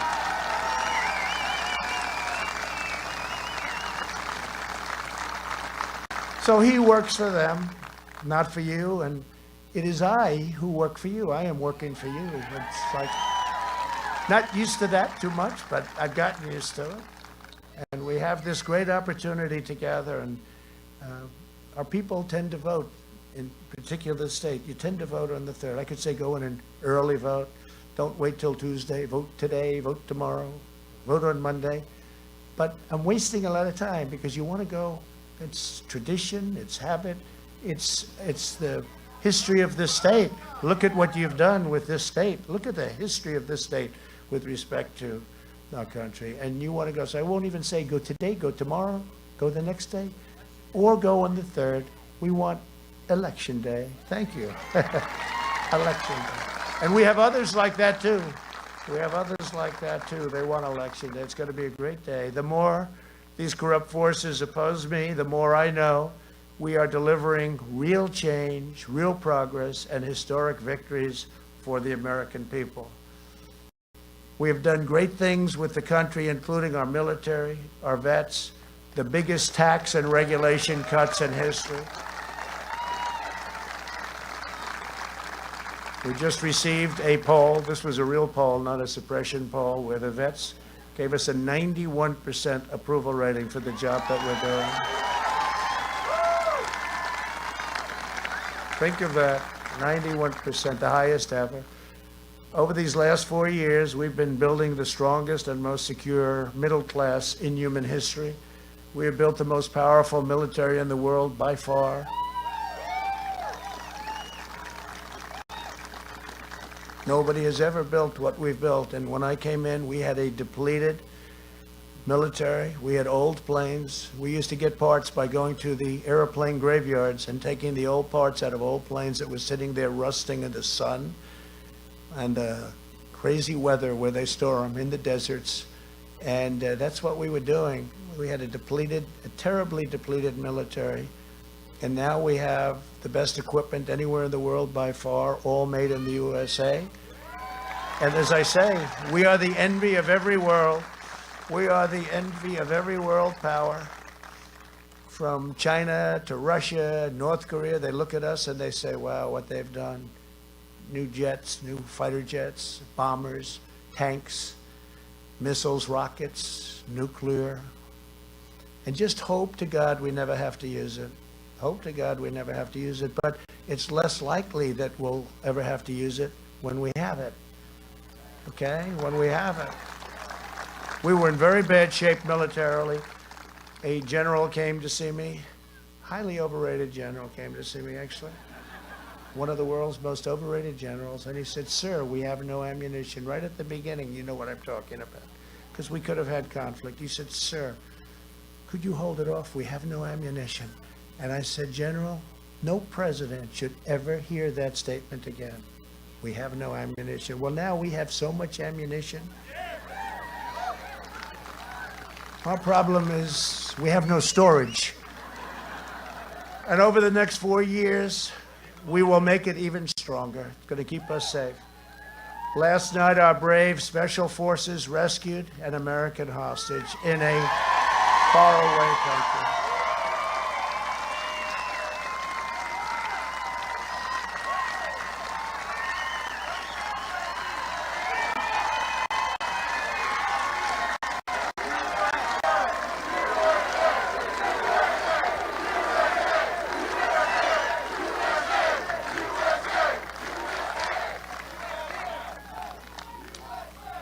They're incredible people. And I was in Fort Bragg yesterday, and I met a lot of these incredible, talented, strong, both physically and mentally, the strongest, the best in the world. But we had a mission sent to a faraway land where they kidnapped an American citizen, and the kidnappers wished they had never done it.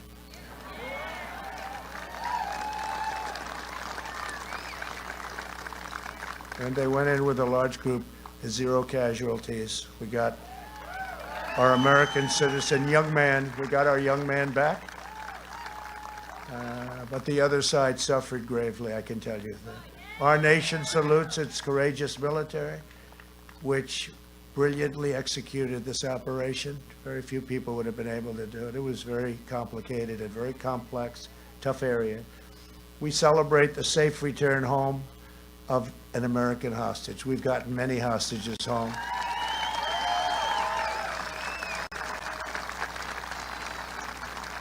And I pay nothing, can't pay. Once you pay, you'll have many, many more. We're 40-0. Robert O'Brien, who's doing a tremendous job, said to me, sir, you're 48-0. 48-0, think of that. We've brought many, many of them home. Some mostly in pretty good shape, some in very, very bad shape. Specifically, you know who I'm talking about. Came home in very bad shape, but sometimes that happens too. But we've brought many home, but we don't pay. You pay, once you pay, your numbers will go up 1,000-fold. We're boldly standing up to China. We achieved the most secure border in American history, our southern border. We have attained, in just a short period of time, American energy independence. And if we're up to the opposing side with the Green New Deal, the Green New Dealers, AOC +3, and you add Pelosi and Schumer, and you add Joe Biden, who really doesn't understand, so you don't have to probably explain. They'll tell him what to do. He'll do whatever they tell him, whatever it takes. He'll say whatever it takes. With the sunglasses, or the sunglasses. I said, I don't think I'm going to do that, but I watched those sunglasses.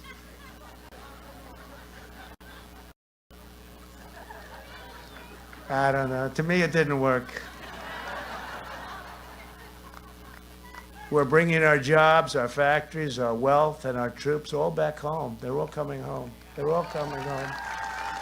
And instead of endless wars in countries that even you very sophisticated people in some cases have never even heard of, we're achieving one historic peace deal after another. If you look.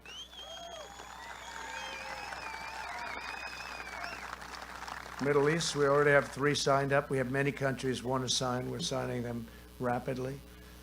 And even with Kosovo and Serbia, we're doing a trade deal with each, a routine trade deal. When I heard about it, I said, wait a minute. They've been killing each other for decades. They've been killing and killing for decades, each other, fighting all the time. We're doing a trade deal. They want it. They always want us. All of them want us. The whole world wants us. So we're in a great negotiating position. But I said, Kosovo, Serbia, we're doing a trade deal. You tell them we're not going to do the deal unless they make peace. And all of a sudden, they were hugging in the Oval Office. Right? No. And it came through common sense, and it came for no money. Going to make a trade deal. We said, no, we're not going to make the deal unless you two start getting in. You're killing each other for decades and decades. That's all they do is they kill each other. And when I saw the 2 leaders hugging in the Oval Office, and there was I think they were exhausted, frankly. I think it was time. It was time, but somebody had to say, do it. Just seemed to make a lot of sense. I said, wait a minute, let's do it, and we did it. So I'm very happy about that. And thanks to our administration's unprecedented mobilization, we're now just weeks away from a mass distributing of a safe vaccine. We're really, we've got it. We've got great companies, Johnson & Johnson, Moderna,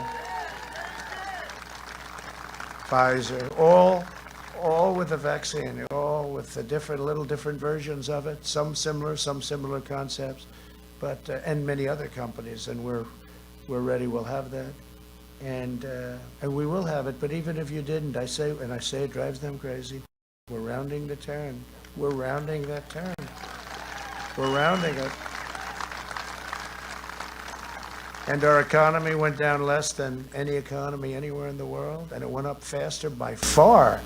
You know, they keep hearing about Europe. Well, they're not doing nearly as well. Seniors will be first in line for the vaccine, and the vaccine will be free because it's not their fault. It was China's fault. China did this to us. And our vaccine will eradicate the virus and end the pandemic once and for all. Americans will return to school and to life. By slashing red tape and cutting bureaucracy, we're producing this vaccine in record time. If Joe Biden were president, you wouldn't have this vaccine for 4 years.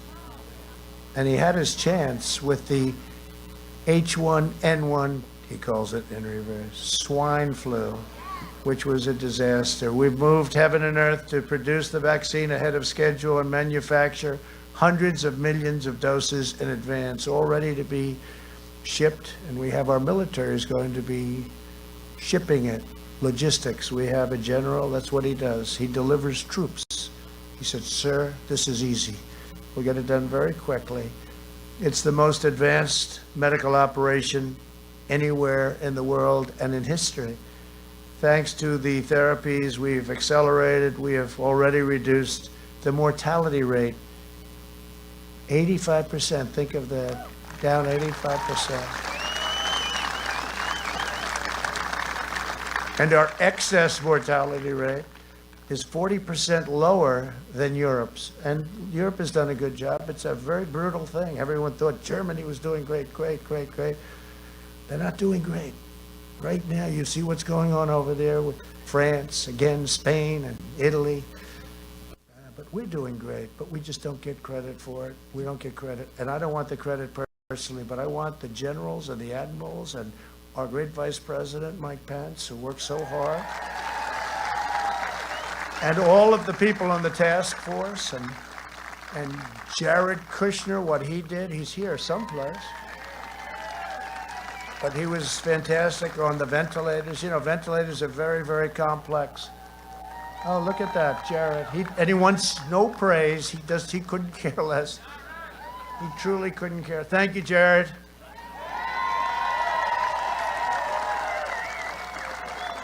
No, we had a tremendous just a quick story. We had a tremendous ventilator problem because we weren't equipped for a thing like this. This is once in 100 years. It was 1918. We're talking about the Spanish flu.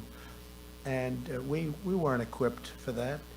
And all of a sudden we're getting calls. We need 40,000 ventilators, like in New York. They needed far less than that, but they needed many, many ventilators. And other states are calling. We need ventilators. And it's a very complicated piece of equipment, as you can imagine, with pipes going down, heavily computerized. And people didn't know what to do, making them on a mass scale like this. Hospitals had very few of them. And Jared called up some of his genius friends. His brother's one of the most important people in Silicon Valley, smart family. They called up and they had these super brilliant young men come in. I mean, some of them were wearing undershirts. They were wearing a baseball cap. How much are you worth? About $1 billion, sir. Still, they had founded companies, sold their companies, but they were brilliant. One of them had roller skates on. And they wanted to throw him out of the White House. They said, sir, there's a kid here, undershirt and roller skates. I said, yeah, he's worth $2.5 billion. You know? But Jared called a whole group of people down. And to them, to us, to all of us, a ventilator is very complicated. To them, it's like the simplest machine they've ever seen. And they went to the automobile companies where they had excess plant capacity, and they went to various companies, and we started producing, within a short period of time, ventilators. And this story is just never told, and I don't think I've ever told it, not in this detail. We started producing ventilators in a short period of time at a level that nobody thought was thousands and thousands of months. Nobody thought was even possible. And a relatively short period of time after that, all of our hospitals were sent tens of thousands of ventilators, tens of thousands of ventilators. Great companies, very big companies, the car companies, very big companies. They did a fantastic job. They'd line up with a small ventilator company. And we make the best ventilators. I mean, they say they're the best. And they were sent all over our country. And think of it, and that was done so quickly. But these brilliant young people were able to do it. Regular people you could never do a thing like this. So we made thousands a month, and not one person, think of this, in our country, not one person who needed a ventilator didn't get a ventilator. How incredible is that? But they won't tell that story. And that's not me, that's Jared and a whole group of very brilliant people, together with the military and with a lot of our great companies. We've had a tremendous relationship. It's the biggest mobilization since World War II. And it was an incredible job. Now what we're doing is we continue to make thousands a month, and we're sending them to foreign countries who are desperate for ventilators and would have no idea, there would be no way they could ever get them. Including, we send them to France, and we send them to Spain and Italy, but we send them to countries in Africa who are really having a terrible hard time. And we're sending thousands of them to other countries. And I just think it's a tremendous story. And it's something that we did that we're very proud of. And it's something that nobody talks about. You don't hear the word ventilators anymore. You know why you don't hear about it? Because we solved, there was a period of time, ventilators, for 3, 4, 5 weeks until they sent these super geniuses. And for 3, 4, 5 weeks, all you heard about was ventilators, ventilators, ventilators. Well, we took over something. The cupboards were bare. They were bare, or essentially bare, but they were bare. And the hospitals in the States, the cupboards were bare too. Nobody was prepared for a thing like this. They could have been, they should have been. But now all over the world we're sending them, and I think it's just a tremendous story, I really do. It's a story that's untold. You'll probably never hear about it again. And as soon as we started making all of these thousands of ventilators, you haven't heard the word ventilator. Just like, and there's one other quick story, the wall, that's all you heard. Trump promised the wall. Will he ever give the wall? The wall, the wall. And then now the wall is going to be completed very quickly. We have over 400 miles of wall built. And now you never hear the word wall. They never say, oh, he got the wall, he did it. And we built it exactly to the specifications of the Border Patrol. And they were tough specs, I will tell you. I said, how about concrete plank? No, sir, we need steel, we need rebar, and we also need concrete. Oh, that's great. But we got it built, and they have to have vision. They have to have slats because they have to be able to see through what's on the other side. You can't have, and you know, once you just realize this, I mean, they're right. So we built it to those specs. Very, very, I've done an incredible job. We're doing 10 miles a week. We'll be finished very soon. But you never hear about the wall anymore, you know? Now, if it was a failure, if we couldn't get it done, it would be brutal. It would be a brutal time for you, President. Because of our relentless efforts, the recovery rate right now on COVID or the China virus or the China plague is 99.7%. Take the Lord. 99.7%. And I'm here.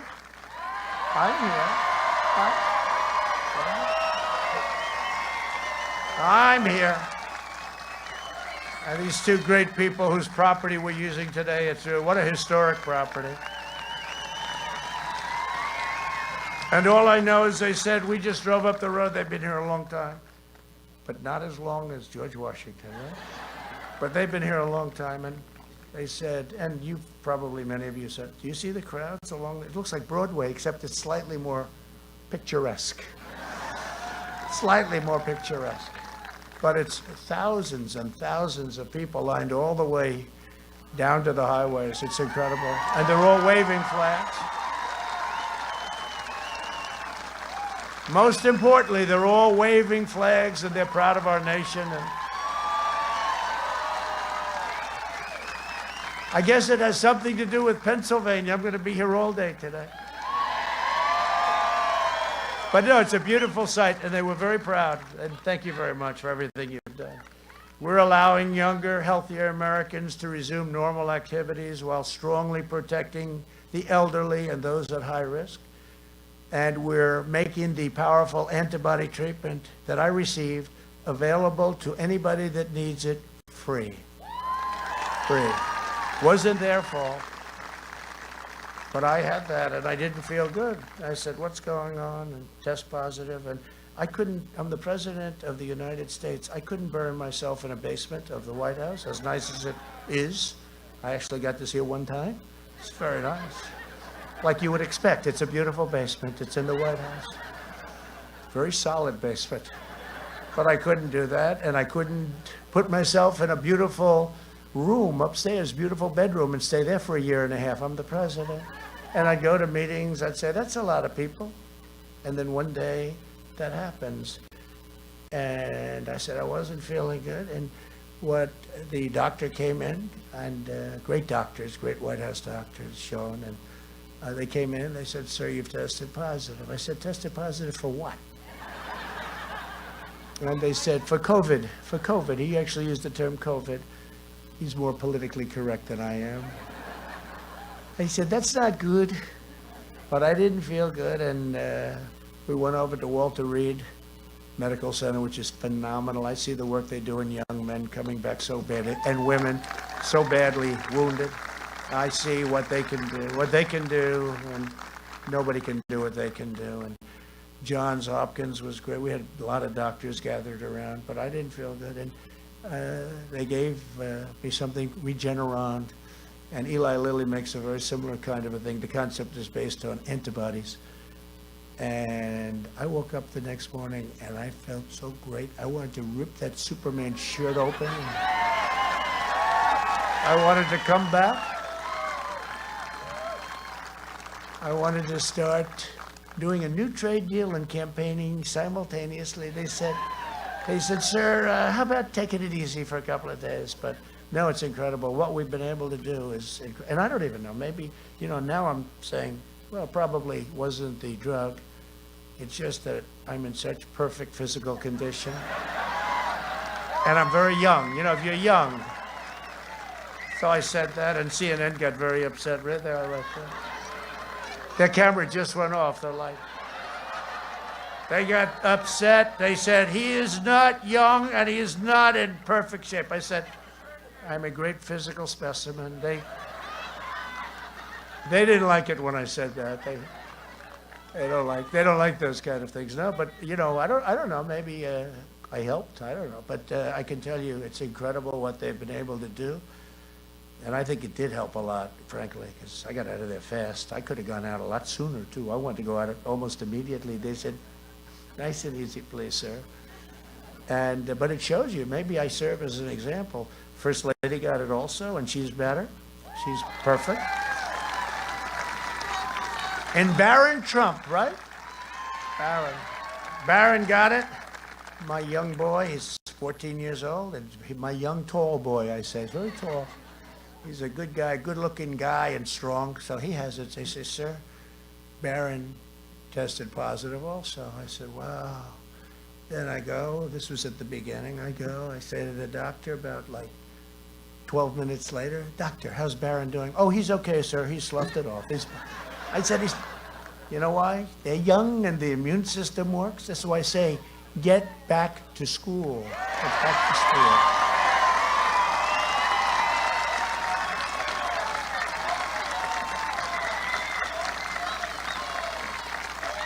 Get back to school. Open up this state, Governor. Open up this state.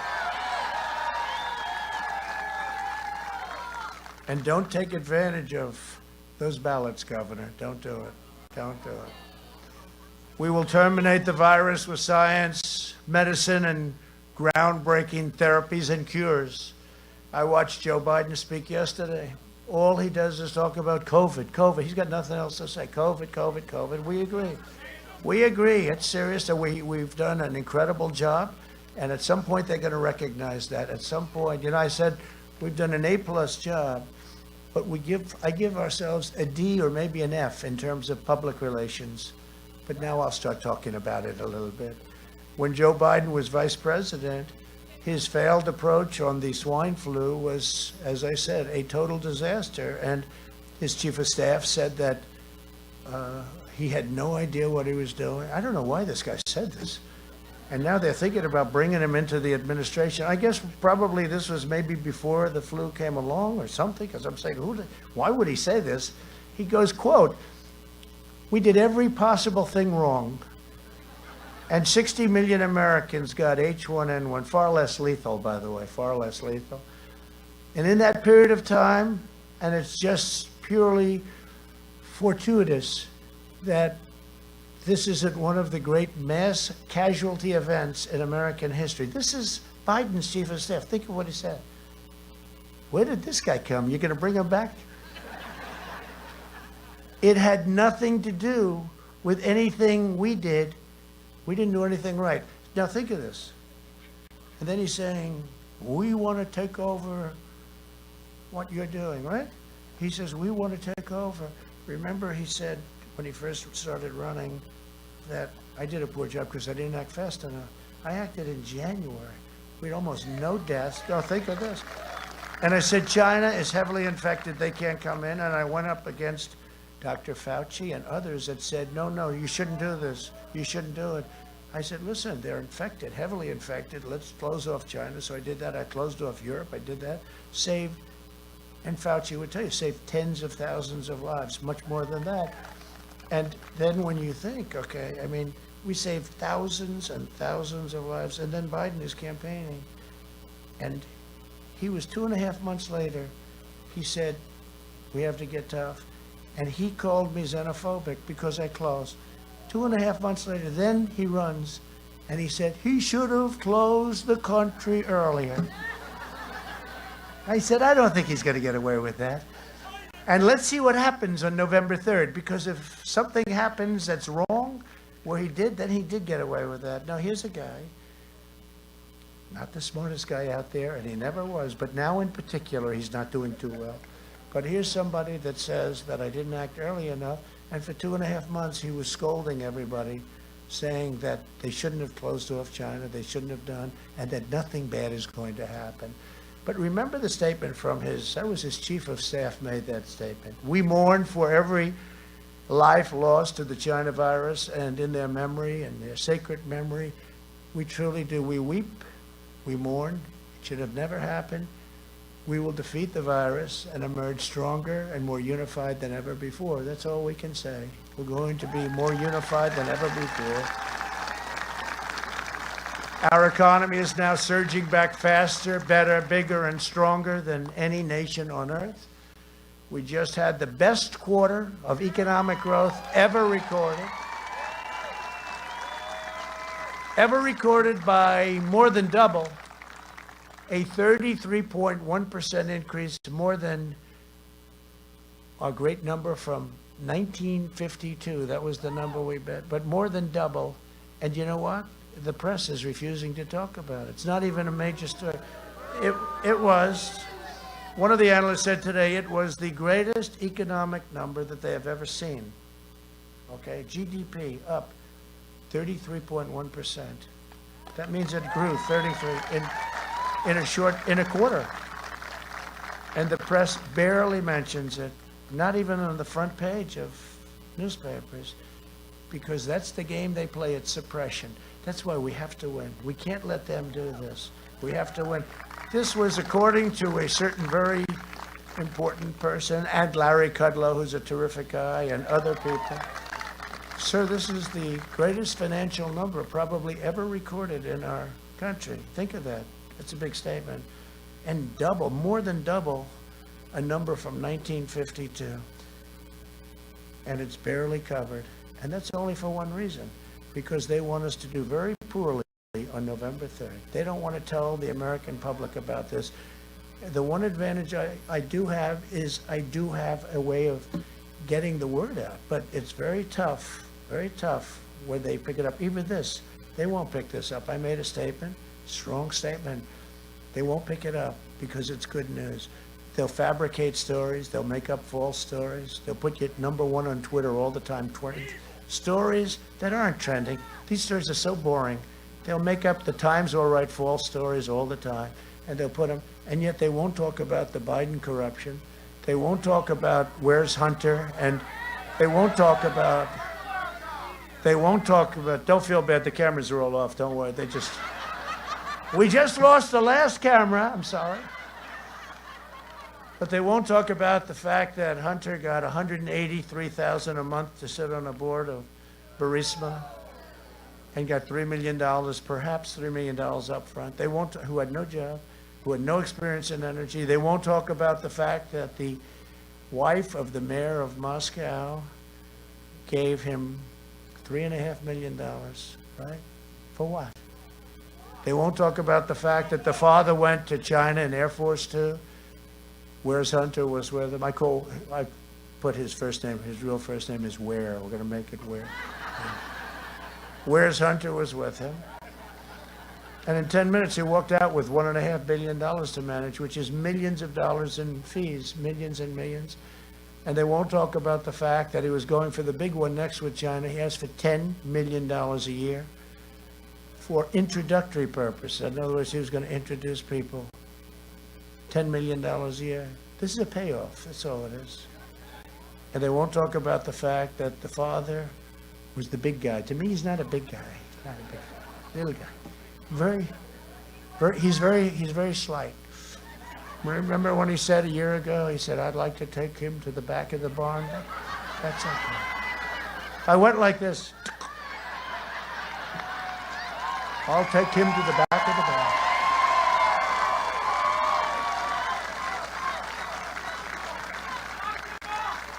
The glasses. Next year will be the greatest economic year in the history of our country if we don't raise taxes. If Joe Biden is elected, he will delay the vaccine, prolong the pandemic, close down schools, and impose a nationwide lockdown. That's what they're talking. Can you imagine going? And we're making the greatest comeback of any country by far, and they're actually talking. He's talking about a lockdown. He has no clue, but he's talking about it. That's his only plan, to make you a prisoner in your home a prisoner in your own country. And under the Biden lockdown, the recovery will be totally killed. The economy will crash. Country can't afford it. The people can't afford it, but country can. Can you imagine? I mean, your state has to open up, too. All Democrat governors, you, Michigan, North Carolina, I mean, they're all Democrat governors. And they're probably doing it because they want to affect the election. You know, they're probably doing it by November 4th, they'll announce, we've decided to open up Pennsylvania. The Commonwealth of Pennsylvania will be opened on November 4th, you know. No, because it can't be. They can't be so stupid, what they're doing to people. And the countless people that will die from depression and drug overdoses and suicide and abuse and really a deferral of medical care. There'll be no school. There'll be no graduations. There'll be no weddings, no Thanksgivings, no Christmas, no Easters, no 4th of Julys. There'll be nothing. Will be nothing. And you know, one thing we've learned very recently, everyone likes the computers and the laptop and, oh, we can learn from the computer. You don't have to go. Well, now we've given it the all-time mass test, right? A child being in a classroom, or if you're older, a campus, even a college campus. But a child being in a classroom cannot be replaced by a computer. It can't. It doesn't work. It's no good. And they're losing, you know, potentially years out of their life, and it's the important years, it's the development years, but the computers don't work. They're okay, but they're a small percentage, and that's come out loud and clear. Telehealth, great, it's been incredible. I think it's a 7,000 increase percent, and telehealth has been really great. It's going to have a great future, but not education. They have to be in their classroom with other students, and they have to find their way in life. And no future, this is no future for what they're doing in Pennsylvania, what they're doing in other states. This is no future for American youth. It's going to have a long-term impact on them. Biden's plan will destroy America. My plan will destroy the virus and make America greater than it's ever been.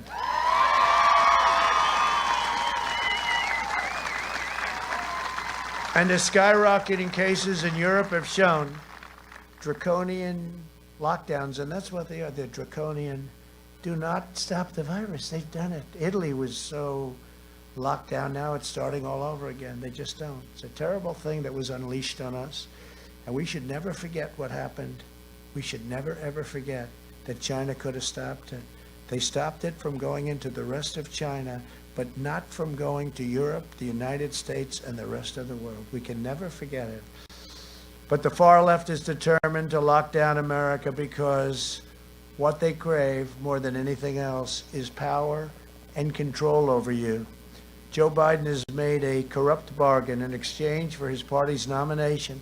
He has surrendered his party to the radical socialists, left-wing extremists, anarchists, looters. Today's left tolerates no challenge and allows no dissent. You see that. They have it locked down. That's the ultimate lockdown. You can do horrible things, or you can do nothing wrong, and they'll put in phony stories. I'm actually a victim of the opposite. I'm just thinking of that while I'm talking to you. They do phony stories that are totally false, and they'll put them up, and there's nothing you can do. There's nothing you can do except explain it away. If you disagree with them, they try to humiliate you, smear you, and cancel you. Cancel culture, right? They control Joe Biden, and he's so easy to control. Just like they control every Democrat House member and every senator. They purge newsrooms of reporters who do not swear allegiance to their false narratives. You've seen some reporters are extremely upset. They end up getting absolutely decimated. They censor stories that reveal the corruption of their chosen candidate. This is what's happened now, and nobody's ever seen anything like it. Everybody knows that it's incredible. Nobody's seen anything like it. You don't read anything. You go to the Times, there's no story in it. You go to the Washington Post, you go to ABC, you go to NBC, the worst of all, in my opinion, NBC. the home of The Apprentice, made them a lot of money over the years, right? But they were bad. They were very bad. CBS has been terrible. CNN is just absolutely ridiculous. Thank goodness they have lousy ratings. Thank goodness. And MS, I call it MSDNC. How about MS? No, what they do is just absolutely, it's not even thinkable. It's not even to be believed. They totally close it down. And you can't have scandal when nobody's reporting about it. And the level of power is pretty incredible. And I heard this 4 years ago. Sir, you cannot compete with big tech. You cannot compete. The networks were against us, the same group. And then I won. I said, see, they're not very powerful, but you know what? They are. And now they're at a level that nobody's ever seen before. Nobody, and they're blatant about it. Now they just say, we're doing it. We don't. New York Times, they apologized to their subscribers because they were losing tens of thousands of, after the last election, tens of thousands of subscribers. And they wrote a letter of apology. I couldn't believe it. And they really got good for about 2 weeks. And then they got worse than ever. I mean, it's every day a phony story after story after story. They have a story about taxes. I don't pay taxes. And I just call my people, what do I pay? Oh, no, you paid many, many millions of taxes, sir. But you prepay your taxes. Oh, well, why aren't they mentioning? I prepaid millions and millions of dollars of tax. I prepaid. That's worse than paying taxes. I'm prepaying. I say, why do we prepay so much? Because these are estimates. When you're negotiating taxes, these are estimates. You're prepaying estimates. How much? Many millions of dollars, millions and millions. But they don't do that. We call them, we tell them, and they say, well, that's prepaid. Well, prepaid is worse than, right? I mean, how good is that? We're prepaying. But they don't put that in the story. These are very corrupt, very dishonest people. They tell you that rioters are peaceful protesters because you're not allowed to have. I had it yesterday in Minnesota where we're going to have over 25,000 people. And the governor of Minnesota, radical left Democrat, and the attorney general, they said, no, the most you can have is 250 people. To my people, they said that. And so my people said, so we're going to close it down. We had thousands of people. I don't know, you probably all saw it last night. Tens of thousands. We're going to have 25, 30,000 people. And don't forget, they've done a terrible job in Minnesota where they let Minneapolis burn down. And they could have called us a lot sooner. We went in, took us about, 25 minutes to solve the problem. No, we could have gone in there. We were willing. We called them. We were willing to go there immediately instead of having everybody running away. And they have a very good police, or they had a very good police force, but they don't let them do what they have to do. And they shut it down. They said, no, you can't have 25,000, but you can have 250 people. And I said to my people, no, let's go. Let's speak in front of the 250 million. What I didn't know is that thousands of people were going anyway. They just went. They just went. And I think that had I done a regular rally with, because we're getting 25, 30,000 people, we're getting much more than that at some. Nobody's ever seen anything like this. Laura Ingraham had a show last night. She said, I've worked for everybody. I've worked for Reagan, and nobody's ever seen anything like what's happening. It's a great thing. It's an incredible thing. This is supposed to be a little special speech, but you've never seen anything like it. Nobody's ever seen it. And what happened is, I think because of what they did when they said, we're going to silence his voice, it turned out to be a much bigger voice. And I think we now are going to, 1972, Minnesota hasn't been won. Between Ilhan Omar, who, as you know, comes from Minnesota. I think Omar, a couple of other things, the riots. But I think what happened is they made this into a massive event. And people are tired of it. And I think we will win Minnesota. We were very close last time. And we should win it. When they let Minneapolis burn, we should win it. But I think we're going to win it. And again, 1972 was the last time. Can you believe that? I think we're going to do it. We'll find out. You're going to know in about, well, I hope based on the Supreme Court. They don't delay it too long. This decision yesterday, I will tell you, was not a good decision. You're allowed to wait days to count and days to have the final count. You're allowed to have time limits beyond November 3rd. So what does this mean? The whole world and our nation is going to be waiting and waiting and waiting to hear who won? No, you're going to be waiting for weeks. And a very dangerous thing happens November 3rd, and now you have to wait and wait.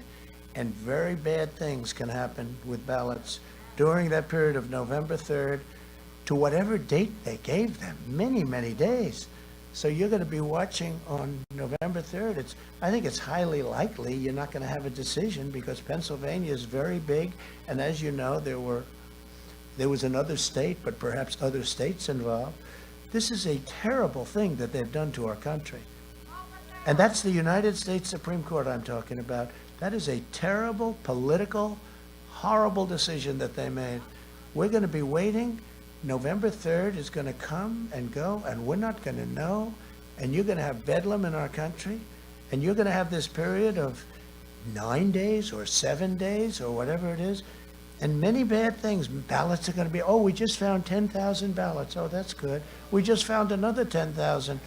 This is a horrible thing that the United States Supreme Court has done to our country. And I say it, and I say it loud, and I say it proud.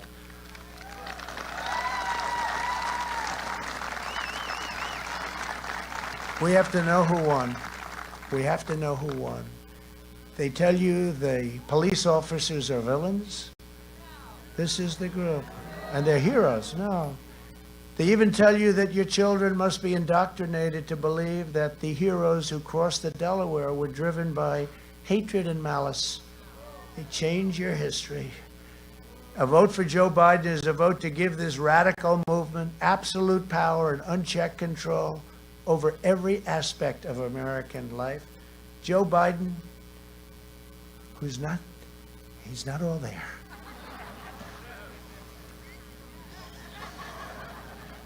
You should get a little bit larger frame, don't you? No, I know those glasses. You got to get a little. I'll tell him.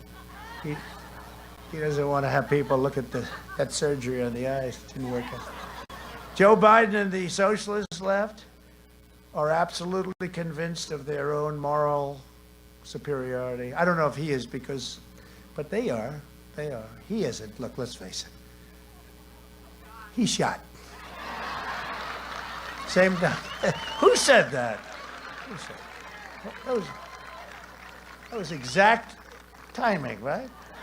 You copied me from another space. While their agenda devastates the poor and the American middle class will be devastated. They support crippling shutdowns that crush the blue-collar jobs while they stay home and work. They close down your schools, your children, while they hire private tutors for their children. They ban you from going to church while they let left-wing extremists burn down your church. You can only meet if it's a protest. So you know what we do? Like even in this state, I call this a protest. Otherwise, they don't let you meet. You can't go to church, right? You can't go to church. What they're doing to our churches and our synagogues and all of that is just terrible. You see what's going on. Even when the church wants to go into a field and stay apart, they say, no, you can't do that. It's like a terrible thing. They lecture you on the need for open borders that flood your cities with illegal drugs and gangs while they themselves live in walled-off compounds. They want to defund your police and confiscate your guns simultaneously while they themselves are protected with armed guards. No, we will protect your Second Amendment 100%. There is only one way to preserve, protect, and defend the American way of life. You must show up on November 3rd, okay? Don't worry about the first or second, because I know you too well. The Biden-Harris economic policies of increasing taxes and regulations, biggest tax increase in the history of our country is what they're proposing, would pulverize our middle class. Their plan is projected to hammer the typical American family's income by over $6,500 a year in the Wall Street Journal. By contrast, I cut taxes and regulations at a level nobody's ever done before and raised middle-class families' incomes over $6,000 in just 3 short years. And that's not including energy, which is a tremendous, what we've done with energy is tremendous. Joe Biden has pledged a $4 trillion tax hike, socialized medicine, an avalanche of job-killing regulations, a return to globalist trade deals, and he vowed the total destruction of the Pennsylvania oil industry and fracking. Fracking is gone. Fracking is gone. And he said that loud and clear for a year until he realized that he has to win in Pennsylvania. But fracking is dead because their side, it's dead. You saw AOC go out and say, no, no, no, you can't say that when Biden switched. And he never had one question from the press. How could you say it for a year and then all of a sudden switch when you walk into Pennsylvania? Now, fracking would be dead. Joe Biden's plan to abolish American energy is an economic death sentence for Pennsylvania. A vote for Biden is a vote to ban fracking and to send your state into a nightmare of poverty and depression. That's what's going to happen. It's your single biggest industry by far, probably 1 million jobs one way or the other. And what it would do to our country, because our country has low energy costs. You and Texas and others. Think of Texas. He's running in Texas. We're doing very well in Texas, but if you believe the fake news, they'll tell you, oh, it's very close. It's not close at all. And it wasn't close 4 years ago. Think of Texas. It's very close. He's against oil. He's against guns, and he's against religion. And then they say, Texas is very close. Think of that, right? He's against oil, guns, and God. Texas is very close. Too close to call. I don't think so. I think Texas is going to be very strong for us. Can you imagine going into Texas, say, we're going to take your guns away, and by the way, we're going to close up every oil well that you have? Well, vote for me, vote for Joe. I don't think so. I don't think so. If Biden wins, there will be no fracking, no oil, no natural gas, no jobs, and no future. Under Biden, gas prices will explode, family incomes will plummet, and the fracking industry will be outlawed forever. Forever. With your vote, I will cut middle-class taxes even more. I mean, we cut them at the highest level in the history of our country, even more. And you saw what it did. That's why we're coming back so quick, because we have a strong foundation, a base. And I will always defend and promote Pennsylvania energy, and there will be no more lockdowns. We're not going to have lockdowns. We will never lock down again. Joe Biden would appoint the most radical left-wing cabinet in history. Beto O'Rourke will be in charge of gun confiscation. Elizabeth Pocahontas Warren will be in charge of the United States Treasury, according to what they say. AOC +3 will run the climate policy. I wonder if she ever even took a course in climate. I don't think so. Because it's the... I didn't say it, you did. This can only happen in Pennsylvania. Don't forget, I went to school here. You know, he was he likes to throw around the Pennsylvania thing. Look at it differently. He abandoned Pennsylvania. He went to Delaware, but I'm not blaming him. He was 9 years old or something, so we can't blame him for that, right? But he left Pennsylvania. Now, I went to school in Pennsylvania, as you know. Representative Ilhan Omar will be running Homeland Security. How do you like that? Who knows? I just said that one, but you know what? I wouldn't be surprised. Ladies and gentlemen, we're pleased to announce Ilhan Omar to run national security. She's going to be guarding our border, where we just had the best numbers we've ever had. By the way, people can come into our country. We want them to come in. They have to come in legally, and they have to come in through merit. Just imagine the insanity that will ensue if Pelosi is Speaker, Schumer is crying Chuck, Majority Leader, Kamala Harris. She makes Bernie Sanders look like a very strict conservative. You have Kamala, got to say the name exactly right or they excoriate you. So you have Kamala running the White House.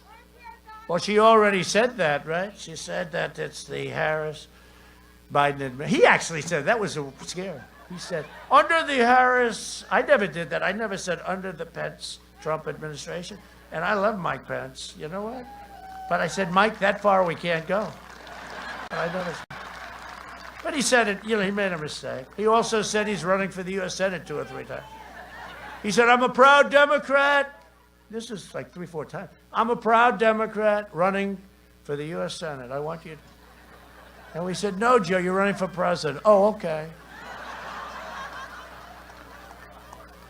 Is this whole thing, I mean, can you believe that this could only happen to me? And how are you doing? We're tied. We're tied. How the hell? How can I be tied? We're tied. He said 4 times. The other thing he does badly. Haven't done it yet. I hope I never do. But he'll be making a speech in Ohio. Ladies and gentlemen of Iowa, it's proud to be. The worst is when he's making one in Miami with the palm trees. The beautiful palm trees. Ladies and gentlemen of Ohio. No.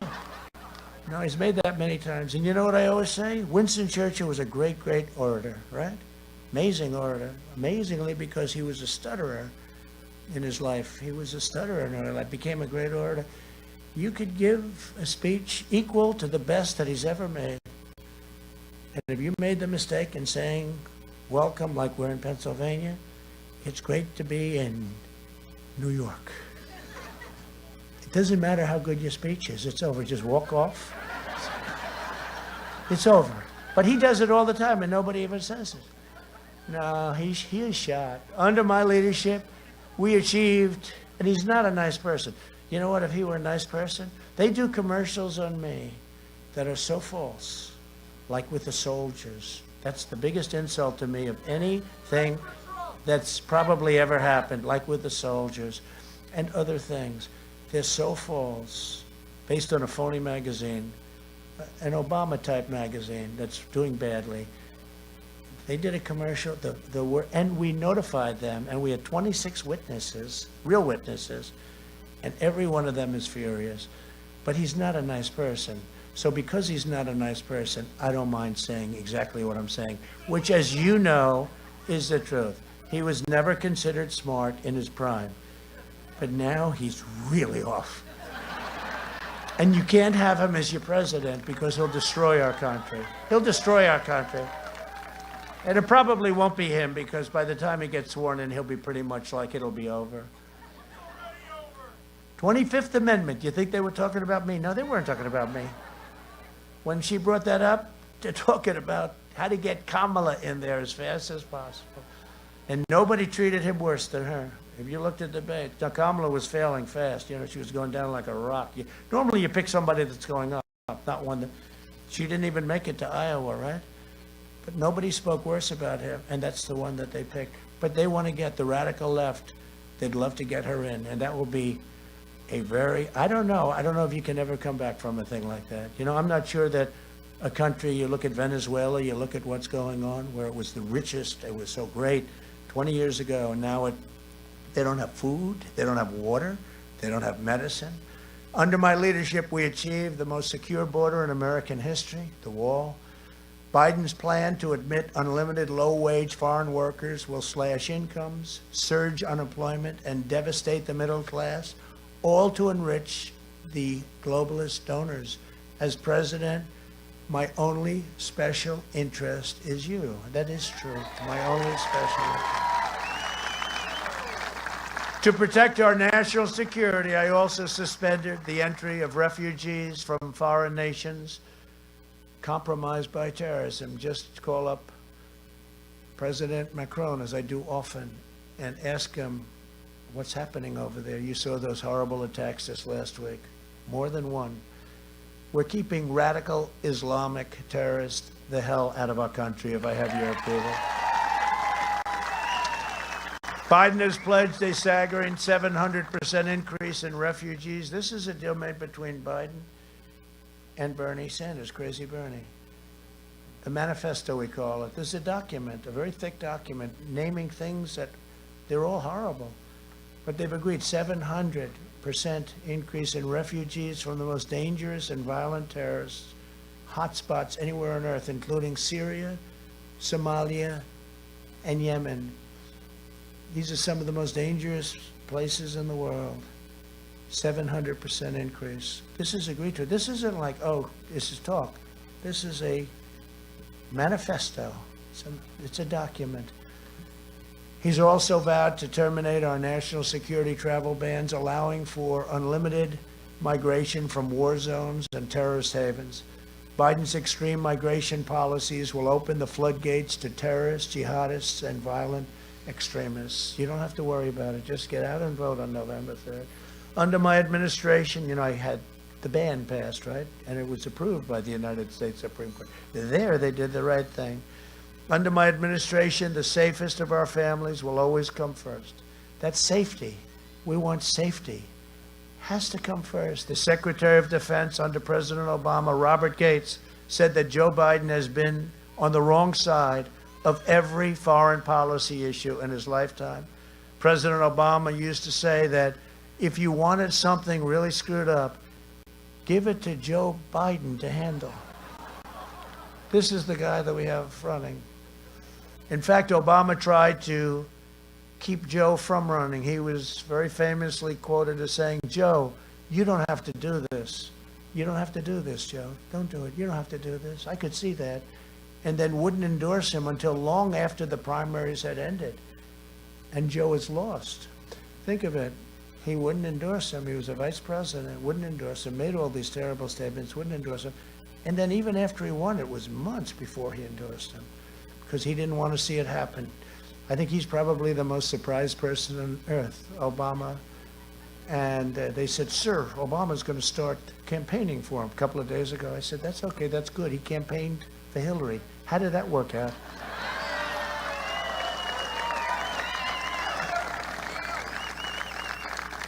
And his crowds are extraordinarily small, just so you understand.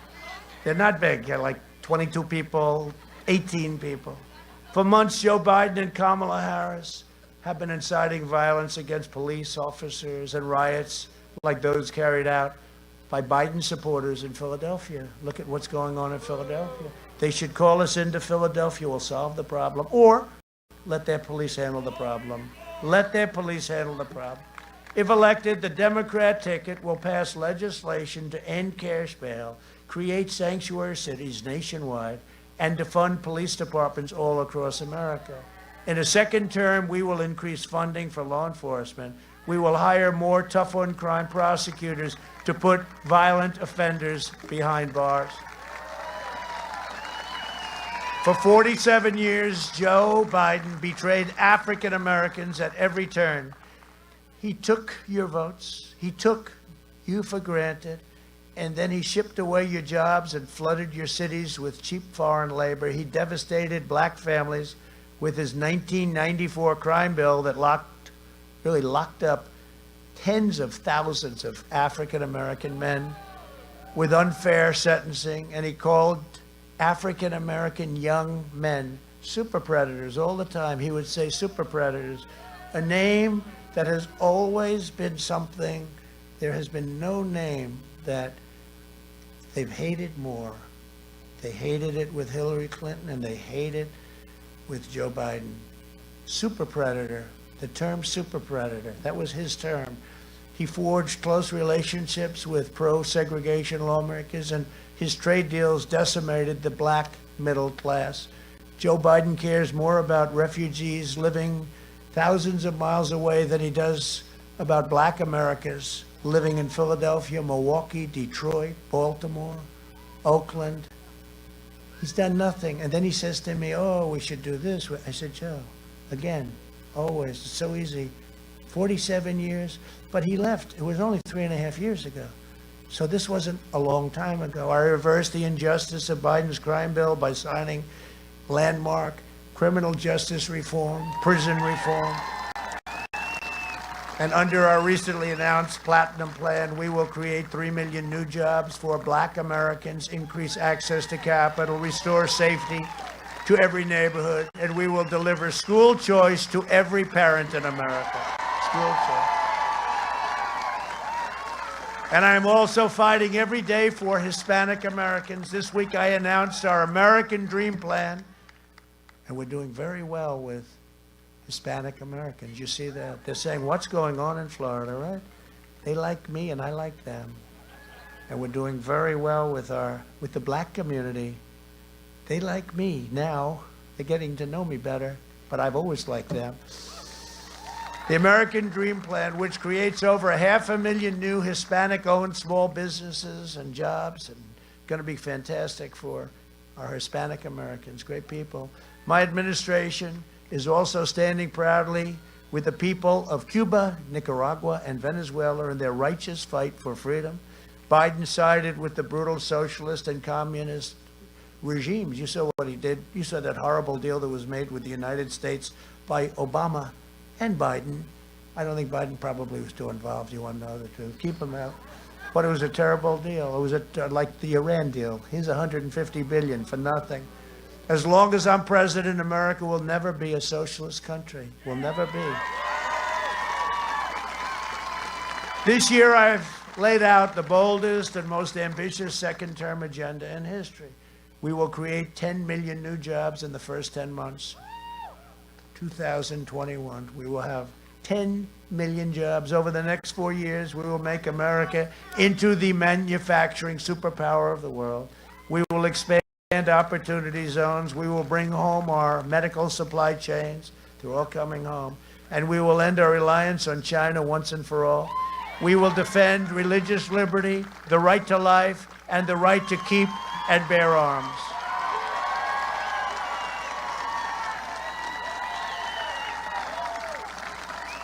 And we will restore patriotic education to our schools. In our debate last week, Joe Biden said that America has, quote, never ever lived up to our founding ideals, right? And he said it was an idea, it was just an idea that America's a great country. The United States is a great country. It's not an idea, it's a great country. Pennsylvanians know the truth more than most when you think of the great history of this state. From Washington's Crossing and Independence Hall in Philadelphia, to the Quakers who ran the Underground Railroad, from the Union soldiers who lay at the rest, and you lay at rest. They lay at rest in Gettysburg. What a place, Gettysburg, one of the most beautiful places, and so gruesome for a period of time. Never fight uphill, my boys, right? He said, never fight uphill, me boys, never fight uphill. They fought uphill. To the workers of Bethlehem and Allentown who forged the steel that won World War II, America is the story of everyday citizens who have given everything to help this country live up to the highest ideals. My fellow citizens, you deserve a president who believes in America, a president who loves our country, and a president who loves you.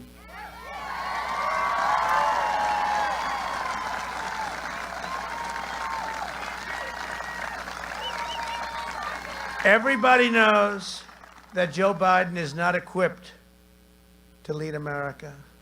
To Republicans, Democrats, and independents across this state, across this nation, I am asking for you to honor me with a vote that's going to make our nation greater than ever before. I will continue to fight for you with every breath in my body. And with your support on Tuesday, we will show the world that for our country and for our children and for the incredible people of Pennsylvania, the best is indeed yet to come. Thank you very much. Thank you. Thank you.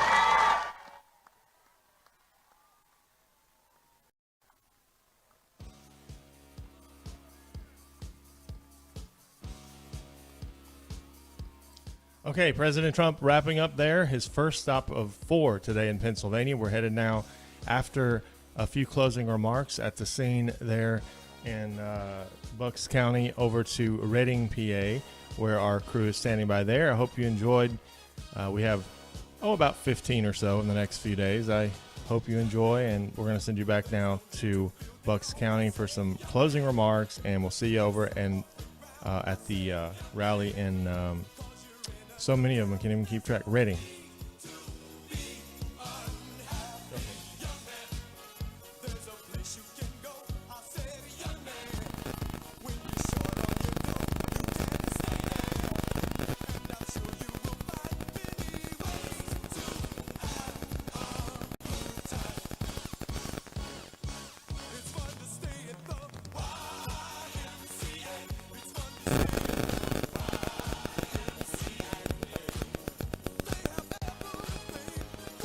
Wonderful event here in Bucks County, Pennsylvania. You see the president there leaving the stage, headed off to 2 more rallies in the state of Pennsylvania, talking about why the people of Pennsylvania should choose him come November 3rd and re-elect him President of the United States. President Trump delivering a strong message today, on point and on prompter, for what 4 more years of a Trump administration would look like.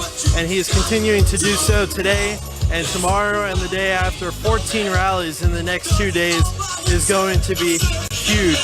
Don't forget about our partner, Dismay Coin Company. Dismay Coins is the epitome of made in America, as we have said before. USA machines, USA workers. Coins made with genuine silver and copper. Coins are valuable and are unique and worthwhile purchase, which always makes the perfect present.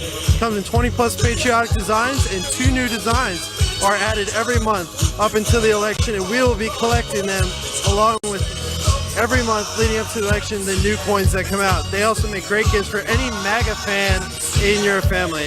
Dismay Coins is giving 10% of the profits back to conservative organizations and groups. Go to www.dismaycoins.com to check out the inventory and start your own collection of Trump coins today. Use code RSBN at checkout for a discount. While you're there, don't forget to join the giveaway. It's so easy to do. It's on the giveaway tab on the left side of the screen. The more people that enter, the more people that win. And just remember, that's www.dismaycoins.com. Grace, what do you think about the event? Go ahead, wrap it up for us.